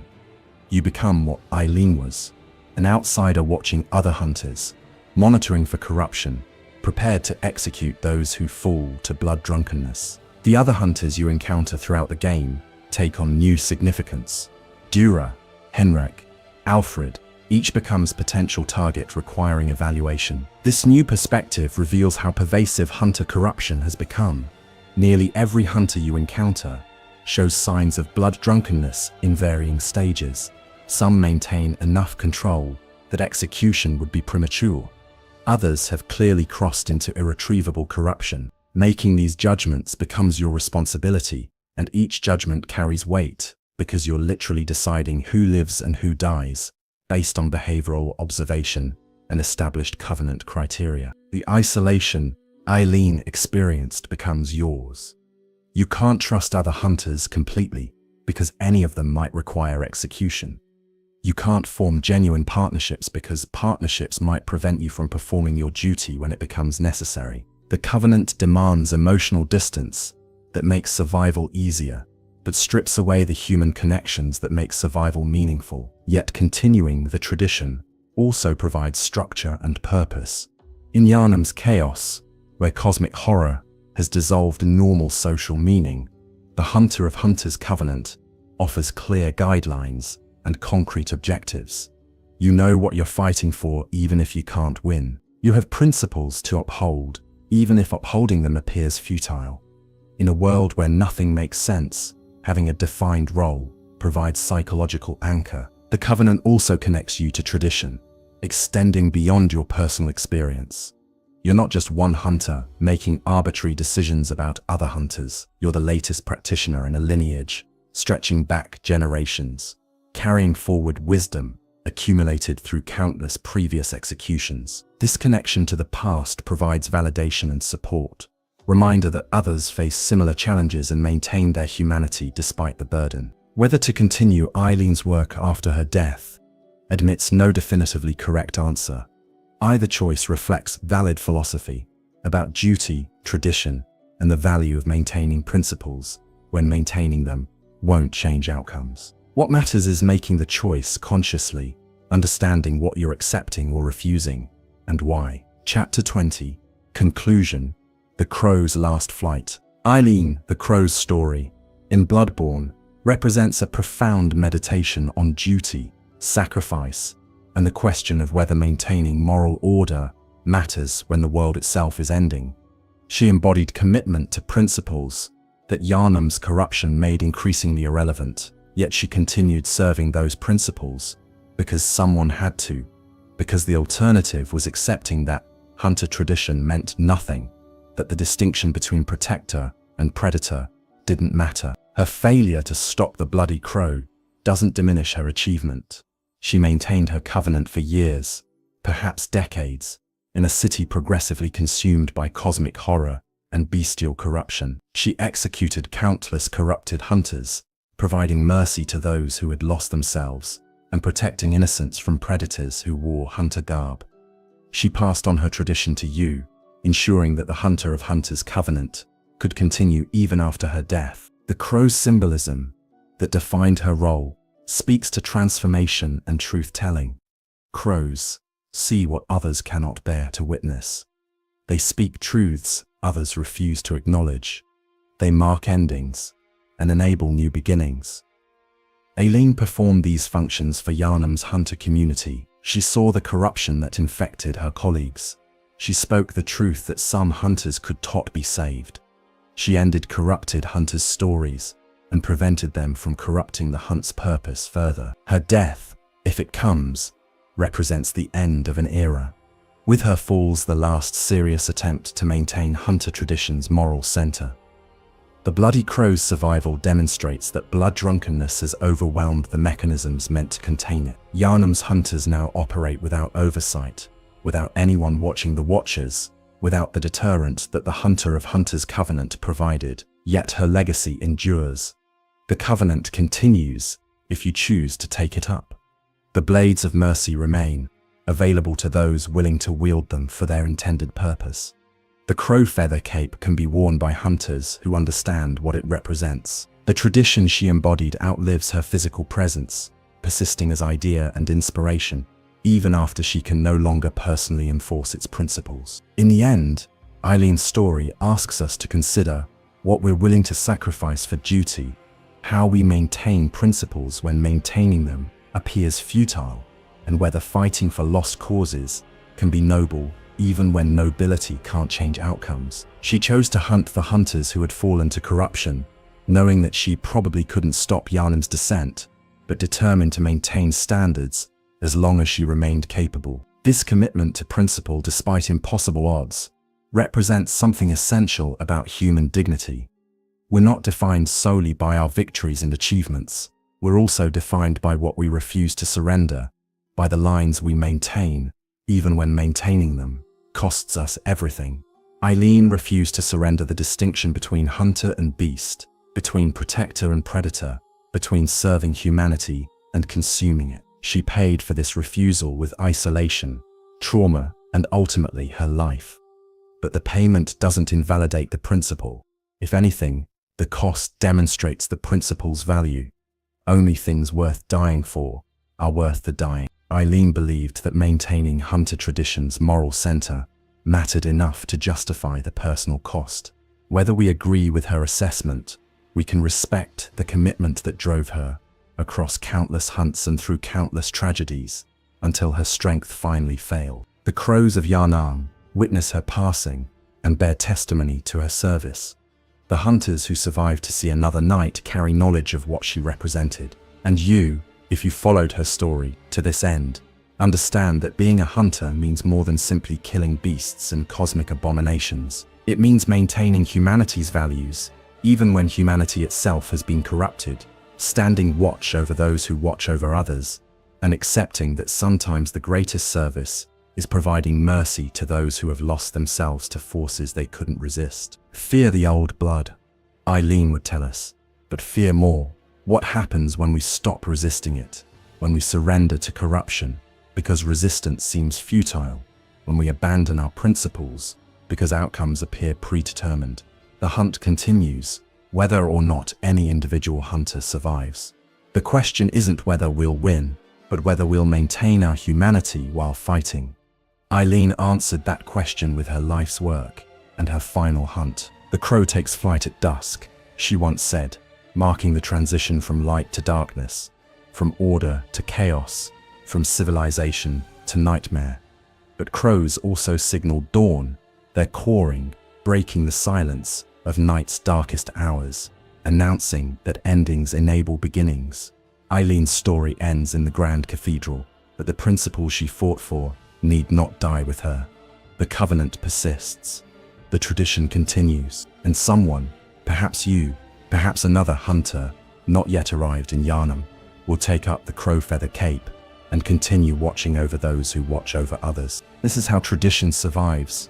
Apocalypse, not through institutional preservation, but through individual choice, through people deciding that maintaining principles matters even when maintaining them won't save the world. Eileen made that choice. She lived it. She died for it. And in dying, she demonstrated that even in Yharnam's nightmare, even in a city consumed by cosmic horror, human dignity can persist through individual commitment to ideas that transcend immediate survival. The hunt continues. The crow's vigil endures. And somewhere in Yharnam's blood-soaked streets, another hunter prepares to take up the burden that Eileen carried until she could carry it no more. This is how we resist the darkness. Not by defeating it, for it cannot be defeated, but by refusing to surrender to it completely, by maintaining lights of principle and purpose, even as shadows consume everything around us. Good night, good hunter, and may the good blood guide your way. Chapter 21. The First Hunters and Ancient Oaths. To understand Eileen's commitment to the Hunter of Hunters Covenant, we must travel back through Yharnam's history to the earliest days of organized hunting, when the beast scourge first emerged and humanity scrambled to develop responses to threats that seemed to come from nightmare itself. The first hunters weren't the refined, well-equipped warriors we see in Yharnam's later period. They were desperate survivors, ordinary people forced to take up whatever weapons they could find and face creatures that violated every natural law. These early hunters had no formal training, no specialized equipment, no institutional support. They simply fought because the alternative was watching their families and neighbors torn apart by things that had been human only hours before. From this chaotic beginning, patterns emerged. Certain individuals proved better suited to hunting than others. Some possessed natural talent for reading beast behavior and exploiting weaknesses. Others developed psychological resilience that allowed them to continue functioning after witnessing horrors that shattered their companions. These exceptional individuals became the first professional hunters, people who dedicated themselves entirely to combating the beast, scourge, rather than hunting only when immediate necessity demanded. But professionalization brought new problems. As hunting became a way of life rather than desperate response to immediate threat, hunters began changing in subtle ways that their communities found troubling. They grew distant, preoccupied with violence, unable to fully reintegrate into civilian life. Between hunts, They spoke of beasts with almost professional admiration, analyzing their tactics and capabilities with enthusiasm that seemed linked given the monster's origins as transformed humans. Most disturbing, some hunters seemed to enjoy the work beyond what duty or survival required. They sought out beasts rather than waiting for threats to manifest. They took unnecessary risks, prolonging fights when quick kills were possible. They began collecting trophies from fallen beasts, displaying these grisly mementos with pride rather than shame. The communities they protected grew uneasy, recognizing that their protectors were becoming something other than fully human themselves. The earliest hunter of hunters emerged from this unease. We don't know their name or even their gender. History has erased such details, but we know their purpose. They were appointed by the early hunter community to monitor their fellow hunters, to watch for signs that the watchers themselves needed watching. The role wasn't formally defined at first. It evolved organically as the community recognized that hunters required oversight, that protection against beasts meant nothing if the hunters themselves became predatory. The first hunter of hunters likely faced resistance. Hunters are proud, independent, trained to trust their own judgment in life or death situations. Being monitored by a peer, having someone evaluate their mental state and behavior, this represented insult and potential threat. What happens if the hunter of hunters decides you've become too dangerous? What recourse exists against judgment from someone who answers to covenant rather than law? Yet the role persisted because necessity demanded it. Hunters did fall to blood drunkenness. Some of the community's most skilled protectors eventually turned against the people they'd sworn to defend. Without the hunter of hunters to intervene, these corrupted hunters caused catastrophic damage before finally being stopped through civilian efforts that cost far more lives than professional intervention would have required. Over generations, the hunter of hunters role became formalized. Specific criteria were established for identifying corruption. Procedures were developed for monitoring hunters without interfering with their effectiveness. Most importantly, the oath itself was refined, creating binding agreement that gave the hunter of hunters legitimate authority, while imposing strict limitations on how that authority could be exercised. The oath Eileen swore connected her to this ancient lineage. When she spoke the words binding her to the covenant, she wasn't just making personal commitment, she was accepting responsibility for maintaining a tradition, stretching back centuries, for embodying principles that generations of hunters had refined through painful experience. The weight of that history informed every decision she made, every hunt she conducted, every execution she performed. Understanding this historical context reveals why Eileen couldn't simply abandon her covenant when Yharnam's situation became hopeless. She wasn't just one hunter making individual choice about how to spend her remaining time. She was the living embodiment of centuries of tradition, the current custodian of wisdom accumulated through countless tragedies. Abandoning the covenant would mean betraying not just her own oath, but the oaths of every hunter of hunters who came before her. Chapter 22, Henrik and Betrayal. Among Eileen's hunts, one stands out for its personal dimension and tragic complexity. Henrik, the old hunter, represents everything that makes the hunter of hunters role psychologically devastating.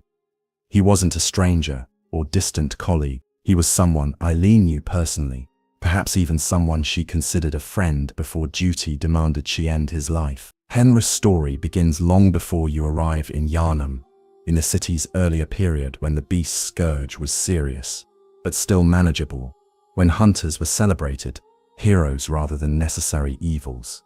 He was renowned for his skill and dedication, a hunter who consistently delivered results while maintaining the psychological stability that often eluded his colleagues. If anyone seemed immune to blood drunkenness, it was Henrik. But immunity proved illusory.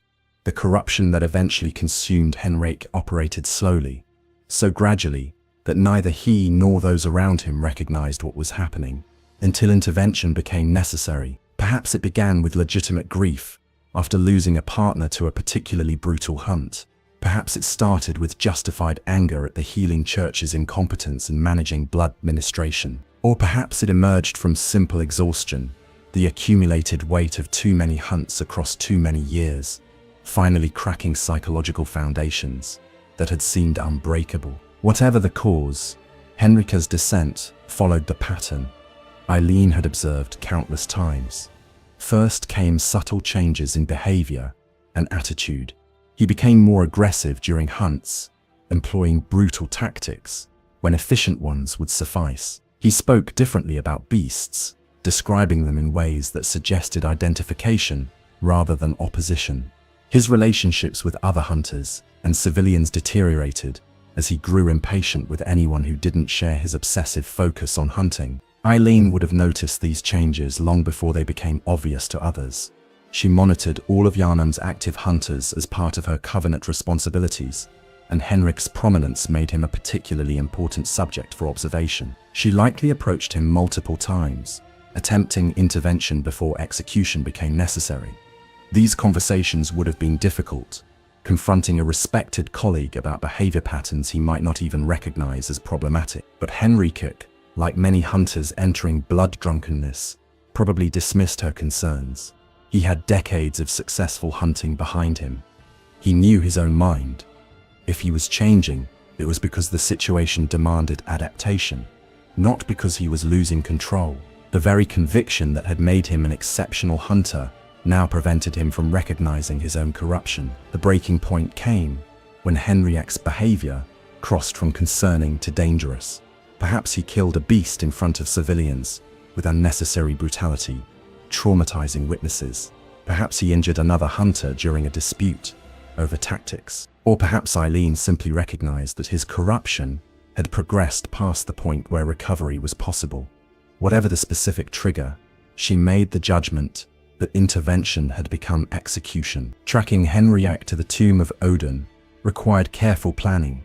He was skilled, experienced, and if he suspected Eileen's intentions, he would likely fight with the full capability developed across decades of hunting. The location itself presented tactical challenges. The tomb's relatively open space favored mobile combat, playing to both hunters' strengths. The presence of hostile creatures in the area created complications that could work for or against either combatant, depending on how events unfolded. When you encounter this confrontation, if you help Eileen against Henrik, you're witnessing the culmination of a personal tragedy that extends far beyond the immediate fight. These aren't just two skilled combatants testing their abilities. They're former colleagues, possibly friends, engaging in violence that represents the complete failure of everything Yharnam's hunter tradition was supposed to prevent. Henrik fights with the desperation of someone who knows exactly what Eileen represents and why she's come for him. He's not simply defending himself from random attack. He's fighting for his right to continue existing, to remain active as a hunter despite the corruption consuming him. From his perspective, Eileen's judgment is premature, unjustified interference with a hunter still capable of performing his duties. That his perspective no longer aligns with reality doesn't make his desperation any less genuine. Eileen's approach to the fight reveals her professional discipline and emotional control. She doesn't attack with rage or satisfaction. She fights with precise efficiency, seeking to end the confrontation as quickly as possible, while minimizing Henrik's suffering. Every strike aims for vital areas. Every movement positions her for clean kills rather than prolonged combat. She's not trying to prove superiority or punish Henrik for falling to corruption. She's simply performing the duty her covenant demands. The fight's outcome, assuming Eileen survives with your assistance, leaves her shaken in ways that other hunts don't. Henrik wasn't just another corrupted hunter requiring execution. He represented a direct connection to Yharnam's past, to the era when hunting still seemed like noble endeavor rather than desperate rearguard action against inevitable doom. His death marks another ending, another piece of Yharnam's better days, consigned to memory and regret. After the execution, Eileen's dialogue reveals the toll such personal hunts exact. She doesn't celebrate victory or express relief that a dangerous hunter has been stopped. She acknowledges the tragedy of what just occurred, the necessity that forced her to kill someone who once stood beside her as a colleague, this emotional honesty, this refusal to pretend that necessary actions don't carry heavy cost, distinguishes Eileen from hunters who have completely hardened themselves against the moral implications of their work. Henrik's gear, the weapons and attire he carried through decades of hunting, becomes available after his death. These items tell their own story of a hunter's rise and fall. The well-maintained equipment speaks to his professionalism and dedication. The wear patterns show how he fought, what techniques he favored, which situations he encountered most frequently. And the blood-staining everything reveals the final stage of his corruption, when blood became not just consequence of hunting, but purpose. Chapter 23. The Nightmare Frontier and Amygdala. Though Eileen operates primarily in Yharnam's physical spaces, her role as hunter of hunters inevitably brings her into contact with the nightmare realms that intersect with physical reality. The Nightmare Frontier, in particular, holds significance for understanding how cosmic forces complicate the hunter of hunters' mission. The frontier exists as testing ground, created by Amygdala, a great one whose alien psychology produces environments that challenge human sanity as much as physical capability.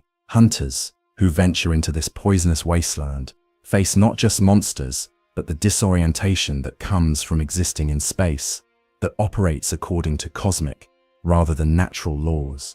Gravity shifts unpredictably. Distances refuse to remain constant. The sky itself watches with too many eyes, judging, evaluating, determining worthiness.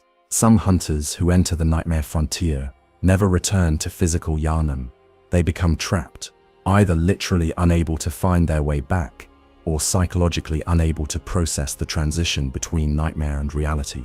Others return changed, carrying fragments of nightmare consciousness that corrupt them more effectively than simple beast blood ever could. For Eileen, monitoring these returned hunters presented unique challenges. How do you identify corruption that stems from cosmic exposure rather than blood drunkenness? The symptoms overlap, but the underlying causes differ fundamentally. A hunter corrupted by cosmic influence might show behavioral changes that mirror blood drunkenness: increased aggression, difficulty relating to normal humans, obsession with hunting. But the specific qualities of that corruption, the precise ways it manifests, follow different patterns that require different evaluation criteria. Eileen likely developed expertise in distinguishing these corruption types through painful trial and error. Early in her career, she might have executed hunters who appeared blood-drunk, but were actually suffering from temporary cosmic influence that would have faded with time and support. Or she might have hesitated to act against hunters showing cosmic corruption, treating them as recoverable when they had actually passed into irreversible transformation. The Nightmare Frontier's existence also complicated the practical aspects of hunter of hunters' work.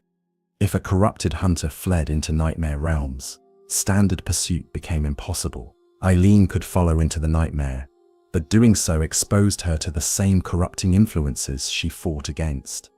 Each venture into nightmare spaces risked her own psychological stability, potentially creating a situation where the hunter of hunters herself required execution. This risk explains why Eileen focused her efforts on Yharnam's physical spaces.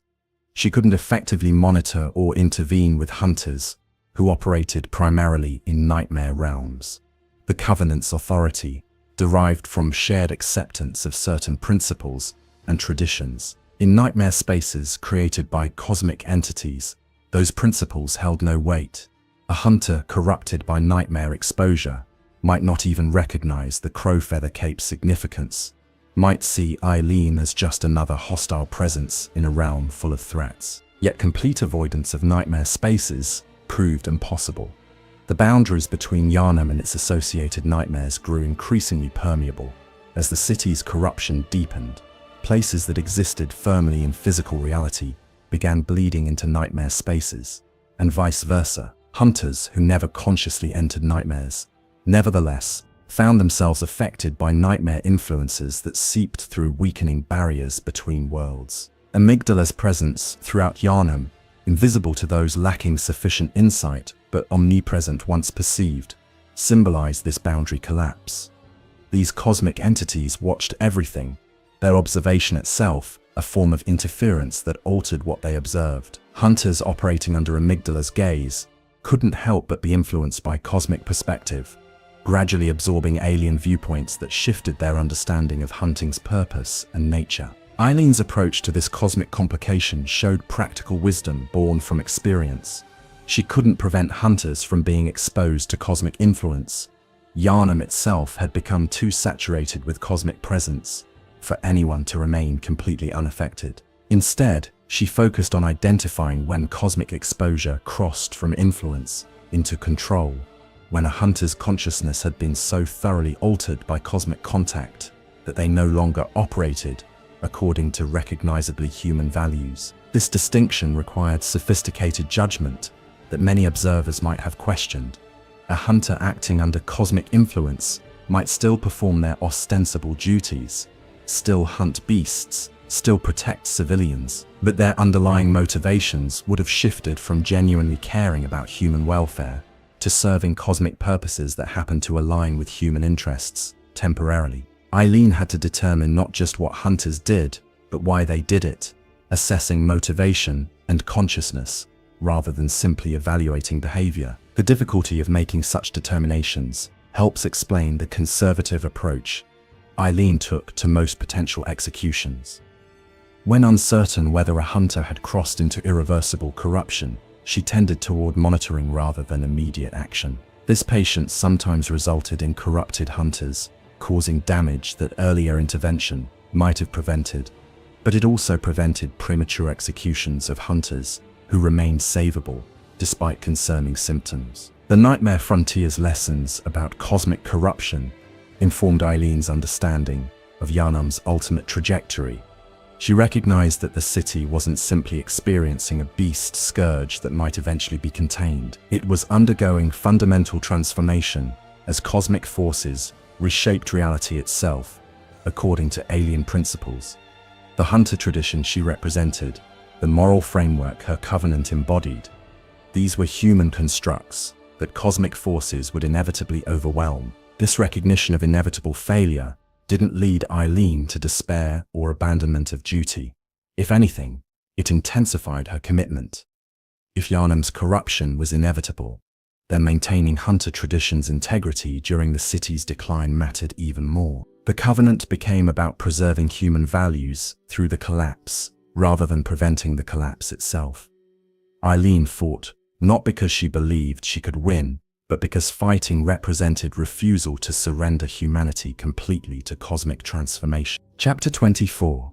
The Healing Church's Complicity. Eileen's relationship with the Healing Church reveals complex tensions between her covenant's requirements and the institutional power structures that dominated Yharnam. The Church positioned itself as humanity's protector, offering blood ministration as salvation and supporting hunters as defenders against beast scourge.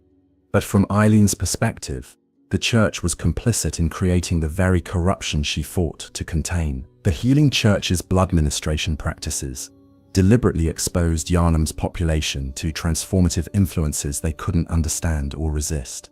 Church leadership, particularly figures like Lawrence, who founded the institution, knew that the old blood carried risks extending beyond simple medical complications. They understood that consumption of old blood initiated gradual transformation that could lead to beasthood. Yet they continued, and even expanded blood ministration, prioritizing the institution's growth and influence over patient welfare. This institutional knowledge versus public deception created moral complexity for hunters operating in Yharnam. Many hunters genuinely believed they were protecting people from mysterious plague. They didn't recognize that the Healing Church's own practices generated the beasts they fought. Discovering this truth represented crisis point that separated hunters who could accept uncomfortable reality from those who retreated into denial or nihilism. Eileen's covenant required her to monitor all hunters, including those officially employed by the Healing Church.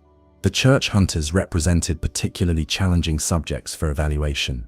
They operated with institutional backing that provided resources and legitimacy other hunters lacked. They followed protocols established by church leadership, meaning their behavior reflected institutional values rather than purely personal choice, and they were deeply invested in the narrative that blood ministration was salvation, making them resistant to information suggesting otherwise. Church hunters who fell to blood drunkenness posed unique problems for Hunter of Hunters intervention. Executing a regular hunter might attract attention from other hunters or civilian authorities, but the broader institutional structures remained unaffected. Executing a church hunter, particularly a prominent one, meant confronting the healing church itself. The institution couldn't allow its hunters to be executed by covenant authority without undermining its claim to be Yharnam's ultimate protector and moral authority. Yet Eileen couldn't exempt church hunters from her covenant responsibilities. Corruption was corruption, regardless of institutional affiliation. A blood-drunk church hunter was just as dangerous as any other corrupted hunter, potentially more so given their access to resources and authority. The covenant demanded intervention without regard for political complications. This conflict likely forced Eileen into covert operations against church hunters. Rather than public confrontations that would create institutional crisis, she probably pursued church hunters quietly, making executions appear like accidents or beast attacks. This approach protected the covenant while allowing her to fulfill her duties, but it also meant operating in moral grey areas that traditional Hunter of Hunters would have rejected. The healing church's corruption extended beyond simple negligence or misguided policy. Evidence scattered throughout Yharnam suggests deliberate experimentation on humans, knowing collaboration with cosmic forces, and conscious decisions to sacrifice patient welfare for institutional advancement. The church wasn't merely making mistakes. It was pursuing an agenda that required transforming significant portions of Yharnam's population regardless of individual consent or well-being. Eileen's response to discovering this institutional evil must have created profound internal conflict. Her covenant focused on individual corruption, on hunters who fell to blood drunkenness through personal failure or tragic circumstance. But what obligation did the covenant create when confronting institutional corruption operating on societal scale? Could she justifiably execute church leadership for crimes far exceeding any individual hunter's blood drunkenness? Or did her authority extend only to hunters, leaving institutional evil beyond her mandate? The historical record doesn't reveal whether Eileen ever confronted church leadership directly or attempted institutional intervention. Her focus on individual hunters suggests she either chose to respect covenant limitations or recognized that one hunter, even one as skilled as herself, couldn't meaningfully challenge an institution as powerful as the healing church. But her awareness of institutional complicity must have colored every interaction with church hunters and complicated every evaluation of their behavior. The church's production of specialized hunter weapons, like Ludwig's Holy Blade and the Kirk Hammer, represented another dimension of institutional involvement in hunter culture. These weapons weren't simply tools provided to defenders. They were instruments designed to channel specific types of power, to facilitate particular transformations, to guide hunters toward cosmic awareness that served church purposes. Using church-provided equipment meant accepting church influence, allowing institutional values to shape how hunting was performed. Eileen's choice to use the Blades of Mercy rather than church-sponsored weapons represented philosophical stance as much as tactical preference. By wielding weapons created specifically for Hunter of Hunters work, rather than general church hunter equipment, she maintained independence from institutional influence. Her equipment answered to covenant tradition rather than institutional authority, allowing her to evaluate church hunters without being compromised by shared dependence on church resources. The collapse of the healing church's authority during Yharnam's final crisis vindicated Eileen's skepticism about institutional solutions to the beast scourge. The church's grand cathedral stood empty, its leadership dead or transformed, its promises of salvation revealed as deceptions or delusions. But this vindication provided no satisfaction. The church's failure meant institutional structures that might have provided support for Eileen's work had disappeared, leaving her even more isolated in her final hunts. Chapter 25. The Psychology of Mercy. The concept of mercy in Bloodborne carries meanings that diverge sharply from conventional understanding. In normal contexts, mercy means showing compassion by refraining from causing harm or suffering. But in Eileen's work, mercy means causing death, ending lives that might otherwise continue for years. This paradox requires careful examination to understand how Eileen conceptualized her role and justified actions that would horrify most observers. The mercy Eileen provides stems from recognizing fates worse than death. A hunter who has fallen to complete blood drunkenness doesn't simply become violent. They become trapped in consciousness that retains enough humanity to recognize what they've become, while lacking sufficient control to stop their predatory behavior. They watch themselves kill people they once protected. They hear themselves make sounds that aren't quite human. They feel their minds fragmenting as alien consciousness overwhelms their original identity. This imprisonment within transforming body and deteriorating mind represents horror that makes clean death merciful by comparison.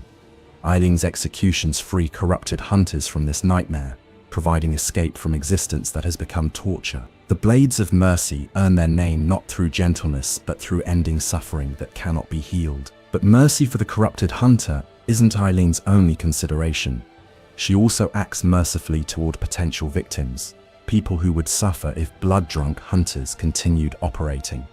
Every execution prevents future violence, protecting innocents who might otherwise become prey. This defensive mercy requires killing one to save many, accepting burden of execution to spare others from experiencing attack by someone who was supposed to protect them. The psychological process of performing mercy killings requires carefully constructed mental frameworks that allow the executioner to maintain sanity while repeatedly killing people who technically haven't committed capital crimes. Eileen likely developed internal dialogue that emphasized release rather than punishment, transformation rather than destruction. Each execution wasn't taking a life, but freeing a consciousness trapped in corrupted form. This framework protected Eileen's psychological health, but also created moral blind spots. By focusing on mercy and release, she could avoid fully confronting the violence of what she did.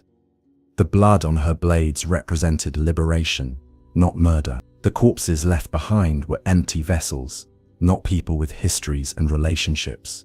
This psychological distancing made the work sustainable, but also meant living partially in denial about the full reality of Hunter of Hunters' work. The question of whether corrupted hunters could meaningfully consent to mercy killing adds ethical complexity.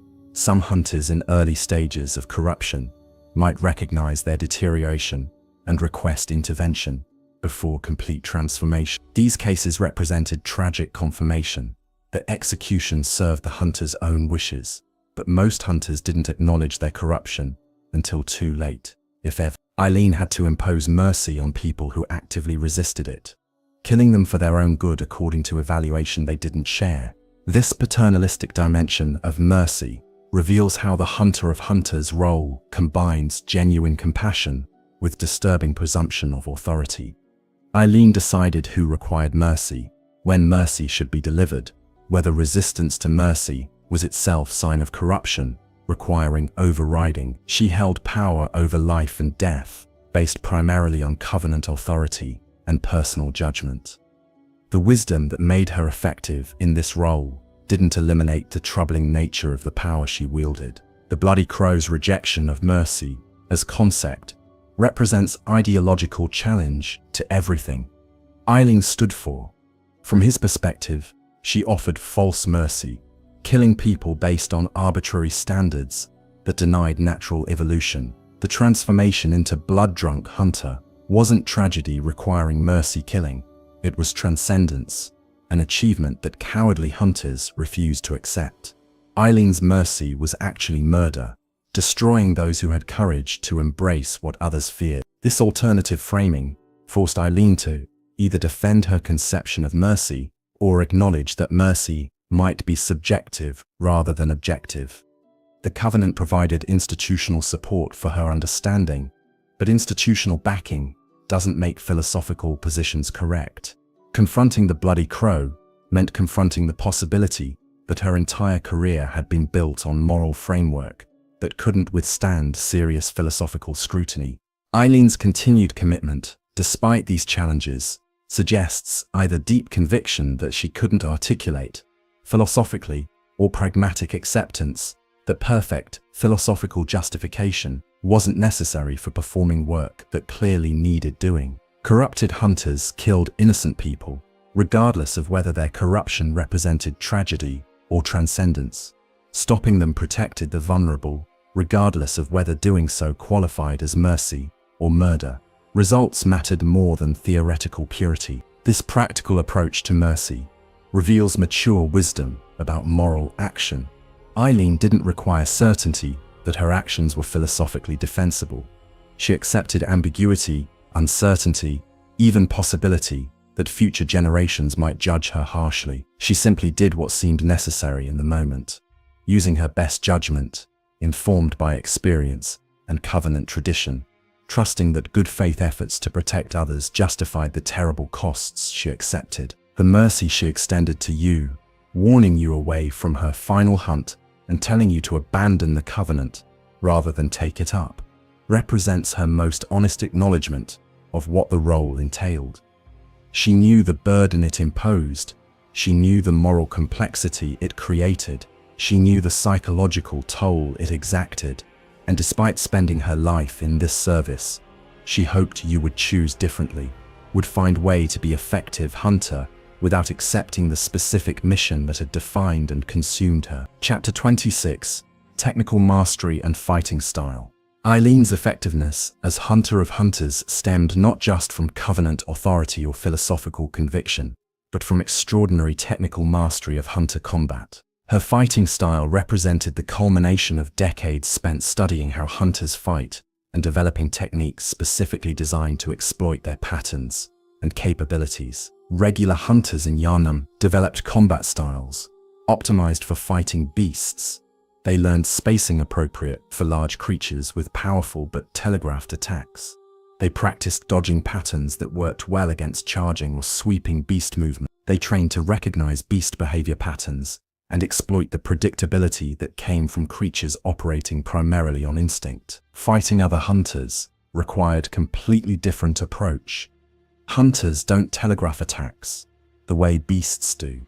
They employ feints and baits to create openings.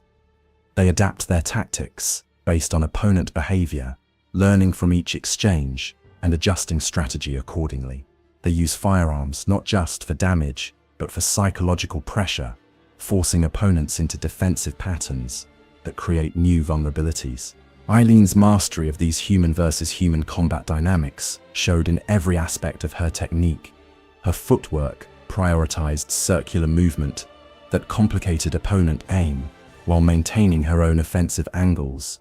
She positioned herself constantly on the edge of opponent weapon range, close enough to threaten attacks, but far enough to avoid committed strikes.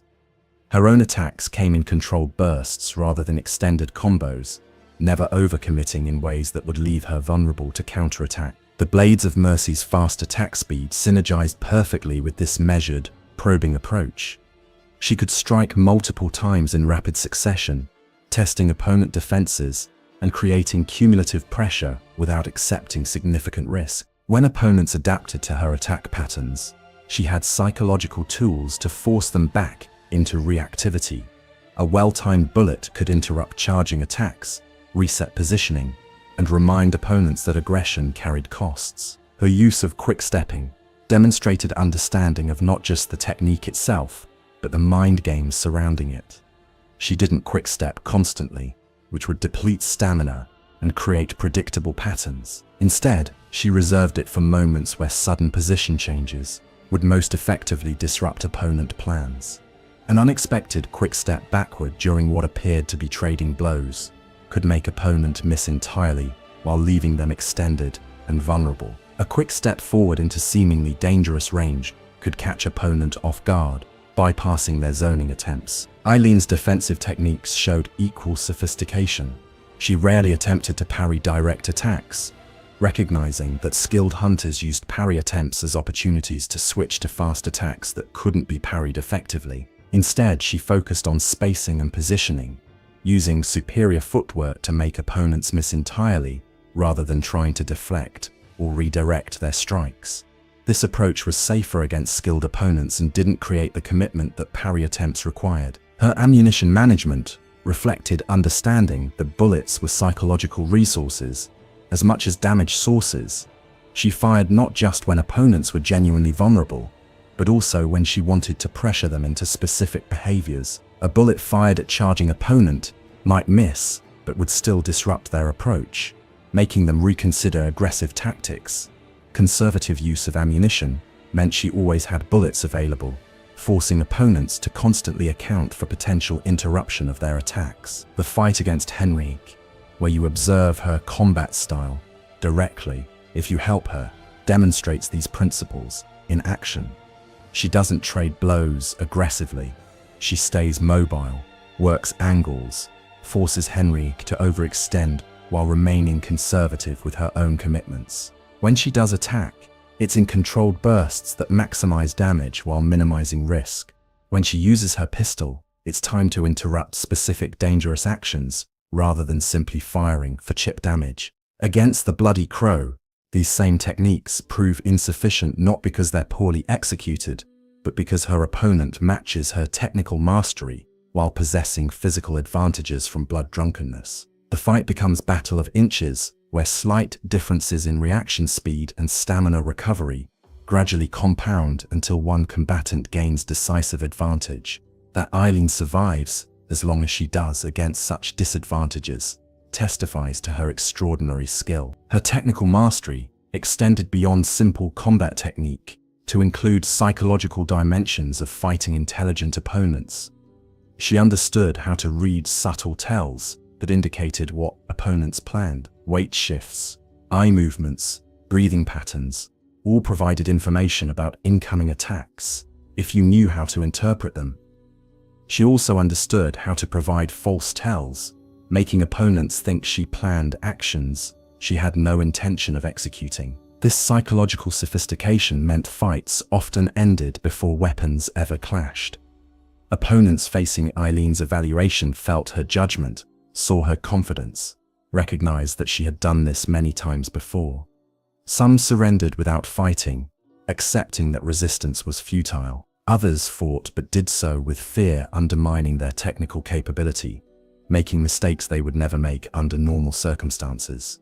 The rare hunters who maintained composure and fought at full capability represented genuine challenges that required all her skill to overcome. Training in hunter versus hunter combat couldn't be easily systematized or passed down through formal instruction.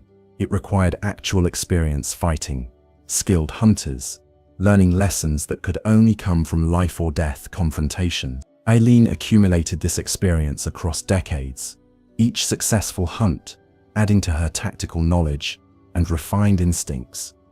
By the time you encounter her, she had internalized patterns and responses that would take other hunters lifetimes to develop. Yet all this mastery couldn't prevent eventual defeat by opponent who combined equal skill with superior physical capability. The Bloody Crow didn't win through better technique. He won through blood drunkennesses, physical enhancements, giving him advantages that skill alone couldn't overcome. This outcome reveals the fundamental limitation of the hunter of hunters approach. Technical mastery only matters when combatants operate on roughly equal physical footing. When corruption provides substantial physical advantages, skill becomes insufficient, regardless of how refined it is. Chapter 27. The Weight of Memory. Every hunter Eileen executed stayed with her, not as distant memory but as immediate presence that influenced subsequent decisions and accumulated into crushing psychological burden. The hunter of hunters role required maintaining detailed memory of every hunt, every corrupted hunter's specific manifestation of blood drunkenness, every tactic employed during execution. This memory served practical purposes, allowing her to recognize patterns and improve technique, but it also meant carrying permanent record of all the violence she'd performed. The first few executions likely affected Eileen most profoundly. Early in her tenure as hunter of hunters, each killing represented unique trauma. shocking violation of hunter camaraderie that hunting culture normally preserved even during conflicts. She probably questioned every aspect of those early hunts. Had she evaluated the corruption correctly? Had she exhausted intervention options before resorting to execution? Had she performed the killing as mercifully as possible? With experience came a different type of burden. The executions became routine, in technical sense, while remaining emotionally significant. She developed protocols for evaluation, systematic approaches to confrontation, efficient techniques for delivering mercy. But this professionalization meant treating human lives as problems requiring solutions, reducing people with histories and personalities into cases requiring processing. The efficiency that made sustained service possible also required dehumanizing both herself and her targets in ways that eroded her connection to normal human empathy. Middle career Eileen, decades into her role, but not yet facing the exhaustion of her final hunts, likely struggled most with moral questions, the early confidence and late exhaustion bookending. She had enough experience to recognize patterns, suggesting that many corrupted hunters might have been saved with different intervention timing or different social support structures. She understood how the healing church's policies and Yharnam's culture created conditions that made hunter corruption almost inevitable. Yet, she continued executing individuals rather than challenging systems, maintaining the covenant even when recognizing its fundamental inadequacy. This period probably produced the most complex emotional states. She felt guilt about hunters she'd executed who might have been savable. She felt anger at institutions whose actions created the corruption she fought to contain. She felt frustration with covenant limitations that prevented her from addressing root causes of corruption. Yet she continued working because someone had to, because abandoning the role would make all previous executions meaningless, because she'd invested too much to walk away. The specific memories that haunted her most would have been the executions that went wrong, times when targeted hunters escaped and killed civilians before being cornered, times when her evaluation of corruption stage proved inaccurate, requiring her to execute hunters less far gone than she believed, or allowing hunters further corrupted than she'd assessed to continue operating, times when her technique failed and executions became prolonged struggles rather than clean mercies. She also carried memories of hunters she'd evaluated but chosen not to execute, monitoring them through recovery or watching them eventually require execution after later deterioration. These memories created their own agonies. When she chose not to execute and the hunter recovered, she questioned how many other hunters she might have saved through patience and monitoring. When she chose not to execute and the hunter later required killing after causing additional damage, she agonized over whether earlier intervention would have prevented those deaths. The cumulative weight of these memories manifested in Eileen's personality as you encounter her. She speaks economically, not wasting words on unnecessary elaboration. She focuses on immediate practical concerns rather than philosophical reflection. She maintains emotional distance, treating you as potential colleague rather than forming personal connection. All these traits represent adaptive responses to psychological burden that would overwhelm someone who remained fully open emotionally. Yet the burden shows through in moments of honesty. When she tells you about her hunt for Gasqui, there's weariness in her voice that goes beyond simple physical fatigue. When she warns you away from the covenant after her confrontation with the Bloody Crow, she's not just being considerate. She's trying to spare you from fate she recognizes as having consumed her own life. The person you meet is someone who has maintained functional capacity through decades of trauma, but at costs that have fundamentally altered who she was before taking up the crow feather cape. Memory in Bloodborne operates according to rules that transcend simple neural recording. Blood echoes represent memories made tangible, consciousness crystallized into transferable form. The insight mechanic suggests that memory and awareness interact in ways that violate conventional psychology. In this context, Eileen's burden of memory might be more than psychological. She might literally carry fragments of consciousness from every hunter she's executed, absorbing their memories and perspectives along with their blood echoes. This possibility reframes her psychological state from trauma response to actual accumulation of foreign consciousness. The weight she carries wouldn't be just emotional memory of actions performed, but actual presence of those she's killed, their consciousness fragmenting and integrating with hers, their perspectives coloring her perceptions. The isolation she maintains might be necessary, not just for psychological health, but to prevent these accumulated foreign consciousnesses from overwhelming her original identity. Whether the burden is conventional trauma or supernatural accumulation of foreign consciousness, the effect remains the same. Eileen operates under weight that increases with each hunt, each execution, each judgment rendered. That she maintains functionality under this burden testifies to extraordinary psychological resilience.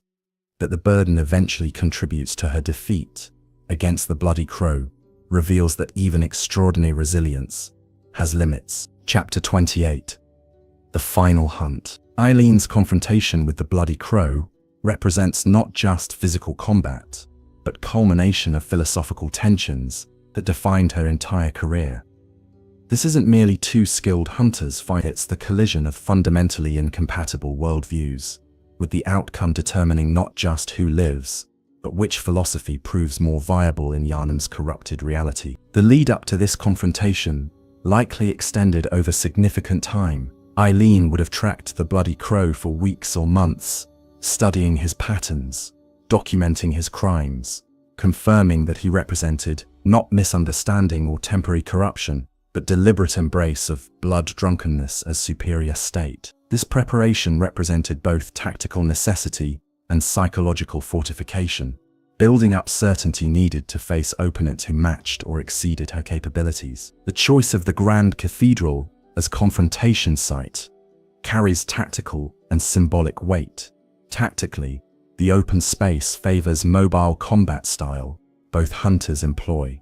The pillars provide limited cover and opportunity for tactical positioning. The multiple entry points allow both hunters options for engagement or withdrawal. But symbolically, confronting the Bloody Crow in the heart of the Healing Church's former power makes statement about institutional failure and the individual responsibility that remains when institutions collapse. Eileen likely entered this confrontation knowing she might not survive. The Bloody Crow's reputation, his demonstrated skill, his willing embrace of blood drunkenness as physical enhancements, all suggested opponent more dangerous than most she'd previously faced. But Covenant duty demanded confrontation regardless of personal risk. Allowing blood-drunk Hunter to operate unchallenged because he was too dangerous contradicted everything the Hunter of Hunters role represented. The fight itself, whether you witness it directly or only find its aftermath, represents technical mastery pushed to limits and beyond. Both combatants employ every technique they've refined across their careers. Neither makes obvious mistakes or allows clear openings. The exchange becomes almost mathematical, with advantages measured in fractions of seconds and millimeters of positioning. But mathematics eventually favors the Bloody Crow. His enhanced physical capabilities from blood drunkenness provide advantages that accumulate over extended fight. His stamina recovers slightly faster. His strikes land fractionally harder. His reaction time edges out Eileen's by barely perceptible margins. These small differences compound until tactical situation shifts decisively in his favor. The crucial moment, when Eileen's fate is sealed, probably comes not from dramatic mistake, but from simple accumulation of minor disadvantages, creating major vulnerability. Perhaps she's forced to dodge one way when she wanted to dodge another, leaving her positioned poorly for next exchange. Perhaps a bullet that should have interrupted his attack only staggers him slightly, buying less time than anticipated. Perhaps exhaustion from previous hunts and accumulated injuries means she's operating at 95% capacity rather than 100%, and that 5% deficit proves fatal. In the aftermath, if you find Eileen still alive, her words carry weight of someone who has accepted defeat and death, while maintaining commitment to principles that defined her life. She doesn't rage against the Bloody Crow, or lament her own inadequacy. She acknowledges what happened with clear-eyed acceptance, offering what wisdom she can in the time remaining, while warning you against making her choices your own. This grace in defeat reveals perhaps her most admirable quality. She doesn't require vindication or justice to maintain her sense that what she did mattered. The covenant was worth keeping, regardless of whether she personally survived to see it through. The traditions she maintained had value regardless of whether they ultimately prevented Yharnam's collapse. Her life's work wasn't invalidated by dying at the hands of opponent she couldn't defeat. The Bloody Crow's survival after killing Eileen represents bitter victory for his philosophy.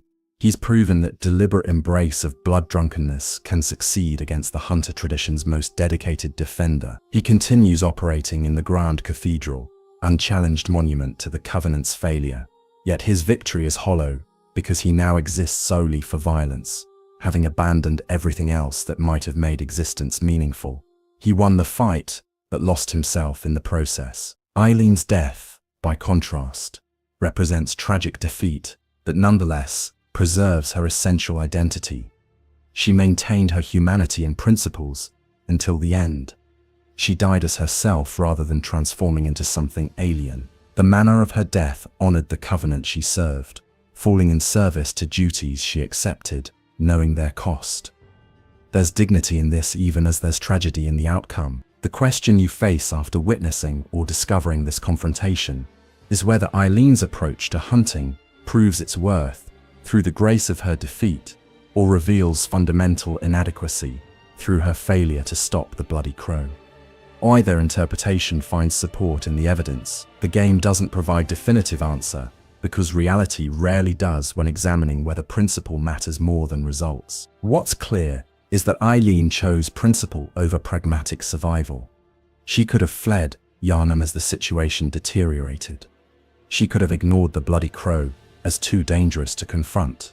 She could have abandoned the covenant when it became obvious that maintaining it wouldn't save the city. Instead, she continued hunting hunters until confronting an opponent who proved too strong, accepting death as price of maintaining commitments she'd made decades earlier. This choice elevates her defeat from simple failure to something approaching tragedy in classical sense. She's not victim of circumstances beyond her control. She's someone who knew the costs and paid them anyway, who saw clearly where her path led and walked it regardless, who maintained ideals despite overwhelming evidence that ideals alone couldn't triumph over Yharnam's corruption. Whether you find her choice admirable or foolish depends on your own values and whether you believe principle justifies sacrifice even when sacrifice can't change outcomes. Chapter 29. The Legacy of the Crow. In the aftermath of Eileen's story, whether she survives in your particular journey through Yharnam or falls to the Bloody Crow, the question remains: what does her life and service ultimately mean? What legacy does the Hunter of Hunters leave behind in a city that cannot be saved? The most obvious legacy is functional. If you take up her covenant, the Hunter of Hunters tradition continues through you. The oath she swore extends forward in time, carried by new practitioner who will face similar challenges and make similar sacrifices. The crow feather cape will be worn again, the blades of mercy will taste blood again, and the terrible necessary work of hunting hunters will continue as long as anyone remains to perform it. But Eileen's legacy extends beyond simple continuation of tradition. She proved that maintaining principle in face of overwhelming corruption is possible, if not sustainable, indefinitely. She demonstrated that individual conviction and dedication can preserve moral order even when broader social structures have collapsed. She showed that hunters could monitor themselves, that the profession didn't inevitably descend into barbarism without external oversight. These demonstrations matter because they counter the cynical narrative that the Bloody Crow and Canehurst represent. That narrative claims that transformation and corruption are inevitable, that resisting them is futile, that embracing change rather than fighting it represents wisdom. Eileen's service provided living counter-argument. For decades, she resisted the corruption that surrounded her, maintained her humanity despite exposure to forces that destroyed others, and performed her duties without becoming the monster such duties might have created. The counter-argument wasn't perfect. She couldn't save Yharnam. She couldn't prevent the beast scourge from overwhelming the city. She couldn't stop cosmic forces from reshaping reality according to alien principles. Her service represented successful resistance at individual level while failing to achieve broader strategic objectives. But individual level success matters, particularly when it demonstrates that humans can maintain agency and moral clarity even in contexts designed to strip away both. Eileen's approach to her work, the professionalism and discipline she maintained, established standards for how Hunter of Hunters work should be performed. Future practitioners, if any exist, have her example to guide them. They know that the role requires emotional distance but not cruelty, that it demands judgment but not arrogance, that it necessitates violence but not sadism. These distinctions matter enormously, separating legitimate enforcement of Covenant principles from abuse of power. Covenant authority might enable her relationships with other characters, brief as many were, reveal her capacity for genuine human connection, despite the isolation her role imposed. She treats you with respect and consideration, warning you of dangers, offering guidance, protecting you from burdens she bears herself. She mourns for Henrik, despite executing him. She accepts her own defeat with grace rather than bitterness. These moments of humanity demonstrate that the Hunter of Hunters role doesn't require complete emotional hardening, that maintaining principles doesn't mean abandoning compassion. The failure of her final hunt against the Bloody Crow, rather than invalidating her legacy, actually enriches it by revealing the limits of individual action against systemic corruption. One hunter, no matter how skilled or dedicated, cannot solve problems that emerge from cultural, institutional, and cosmic forces operating at scales far beyond individual capacity. Recognizing this limitation doesn't make individual action worthless. It contextualizes that action, showing both its value and its constraints. Eileen's story also serves as warning about the costs of dedication to duty.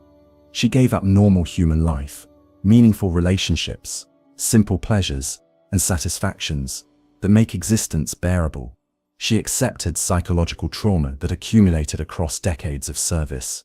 She faced death in Grand Cathedral without the comfort of knowing her sacrifice would change anything significant about Yharnam's trajectory. This wasn't noble self-sacrifice in service of grand cause. It was grinding commitment to thankless work that offered no reward beyond the cold comfort of duty fulfilled. Future hunters considering the Hunter of Hunters path need to understand these costs clearly. Eileen's example provides an honest picture of what the role demands, what it costs, and what limited rewards it offers. No one should enter this service with illusions about glory or ultimate victory. The Covenant offers only opportunity to maintain principles while world collapses, to preserve humanity's moral center in context that aggressively corrodes such preservation. Whether that's enough depends entirely on individual values and what one believes makes life worth living. The physical traces Eileen leaves behind, her equipment and possessions, carry their own significance. The blades of mercy become available to you, allowing you to wield weapons that have delivered mercy to dozens or hundreds of corrupted hunters. Every notch in those blades represents life ended, consciousness freed, tragedy concluded. Taking up these weapons means accepting their history, acknowledging the blood they've shed and the burdens they carry. The crow feather cape, worn smooth by years of use, represents tradition stretching back before Yharnam's current crisis.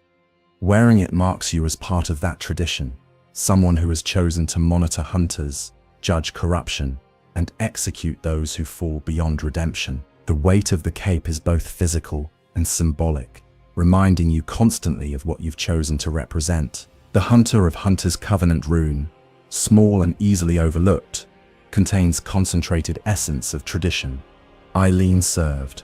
When you equip it, you're not just gaining stamina, regeneration benefit, you're declaring alignment with principles the Covenant embodies, accepting obligations that come with Covenant authority, and joining lineage that extends across generations of hunters who chose this burden. These physical manifestations of Eileen's legacy allow her influence to persist beyond her death. As long as someone wears the cape, wields the blades, and carries the Covenant rune, the Hunter of Hunters tradition maintains presence in Yharnam. The tradition becomes immortal, even as individual practitioners die, passing from hunter to hunter across generations, adapting to new circumstances, while preserving core principles. Thematically, Eileen's story explores questions about duty, sacrifice, and the value of maintaining principles when outcomes appear predetermined. These themes resonate beyond Bloodborne's specific narrative context. Every person faces situations where maintaining principles costs more than they yield, where duty demands sacrifices that seem disproportionate to results achieved, where fighting appears futile, yet surrender seems equally unacceptable. Eileen's choice to continue serving the Covenant, despite recognizing Yharnam's inevitable corruption, represents one answer to these universal questions. She chose principle over pragmatism, duty over self-preservation, tradition over adaptation. Whether her choice was wise remains debatable, but its sincerity and commitment are undeniable. She lived and died according to values she believed mattered, refusing to compromise those values even when compromise might have served her better. The ambiguity surrounding whether her approach was ultimately correct reflects Bloodborne's sophisticated approach to moral questions. The game doesn't provide simple answers about right action in corrupted contexts. It presents different approaches through different characters and allows players to evaluate those approaches based on their own values. Eileen represents one path, defined by discipline and tradition. The Bloody Crow represents another, defined by embrace of transformation. Neither is definitively validated or condemned by the narrative. This moral ambiguity might frustrate players seeking clear guidance about correct action, but it more accurately reflects real moral complexity than simple hero-villain dichotomies would. In reality, maintaining principles often costs more than abandoning them, yet that cost doesn't necessarily prove principles worthless. Conversely, embracing change often yields practical advantages, yet those advantages don't automatically justify abandoning prior commitments. Eileen's story acknowledges these tensions without resolving them artificially. Her final words to you, if you find her dying, encapsulate her philosophy and legacy. The night and the hunt. It's not over yet. Even in defeat, she affirms the continuing nature of the struggle. The hunt persists beyond any individual hunter. The night extends beyond any single attempt to light candles against it. What matters isn't whether you personally succeed, but whether you contributed your effort to ongoing collective struggle against darkness. This perspective transforms failure from condemnation into tragic acceptance. Eileen didn't fail because she wasn't good enough. She failed because success was impossible, given the forces arrayed against her. But impossibility of success doesn't eliminate value of effort. The attempt matters. The refusal to surrender matters. The maintenance of principles matters, even when these things can't change outcomes. This is wisdom hard-won through decades of service, offered freely to you in her final moments. Whether you accept this wisdom or reject it, shapes your own path through Yharnam. Taking up the Covenant means accepting Eileen's philosophy about duty and sacrifice. Declining the Covenant means choosing different path, perhaps pursuing strength through transformation like the Bloody Crow, perhaps seeking transcendence through the Hunter's Dream, perhaps simply focusing on personal survival without larger philosophical commitments. The game supports all these choices, while suggesting through Eileen's example that principled dedication carries its own rewards, even when those rewards are primarily internal. The hunters who come after Eileen, assuming Yharnam or similar hunting grounds persist, will need to make similar choices about whether to maintain the Hunter of Hunters tradition. Each will evaluate whether the costs Eileen paid yielded sufficient value to justify continuation. Each will weigh the isolation, trauma, and ultimately fatal danger against the satisfaction of maintaining order and providing mercy to corrupted colleagues.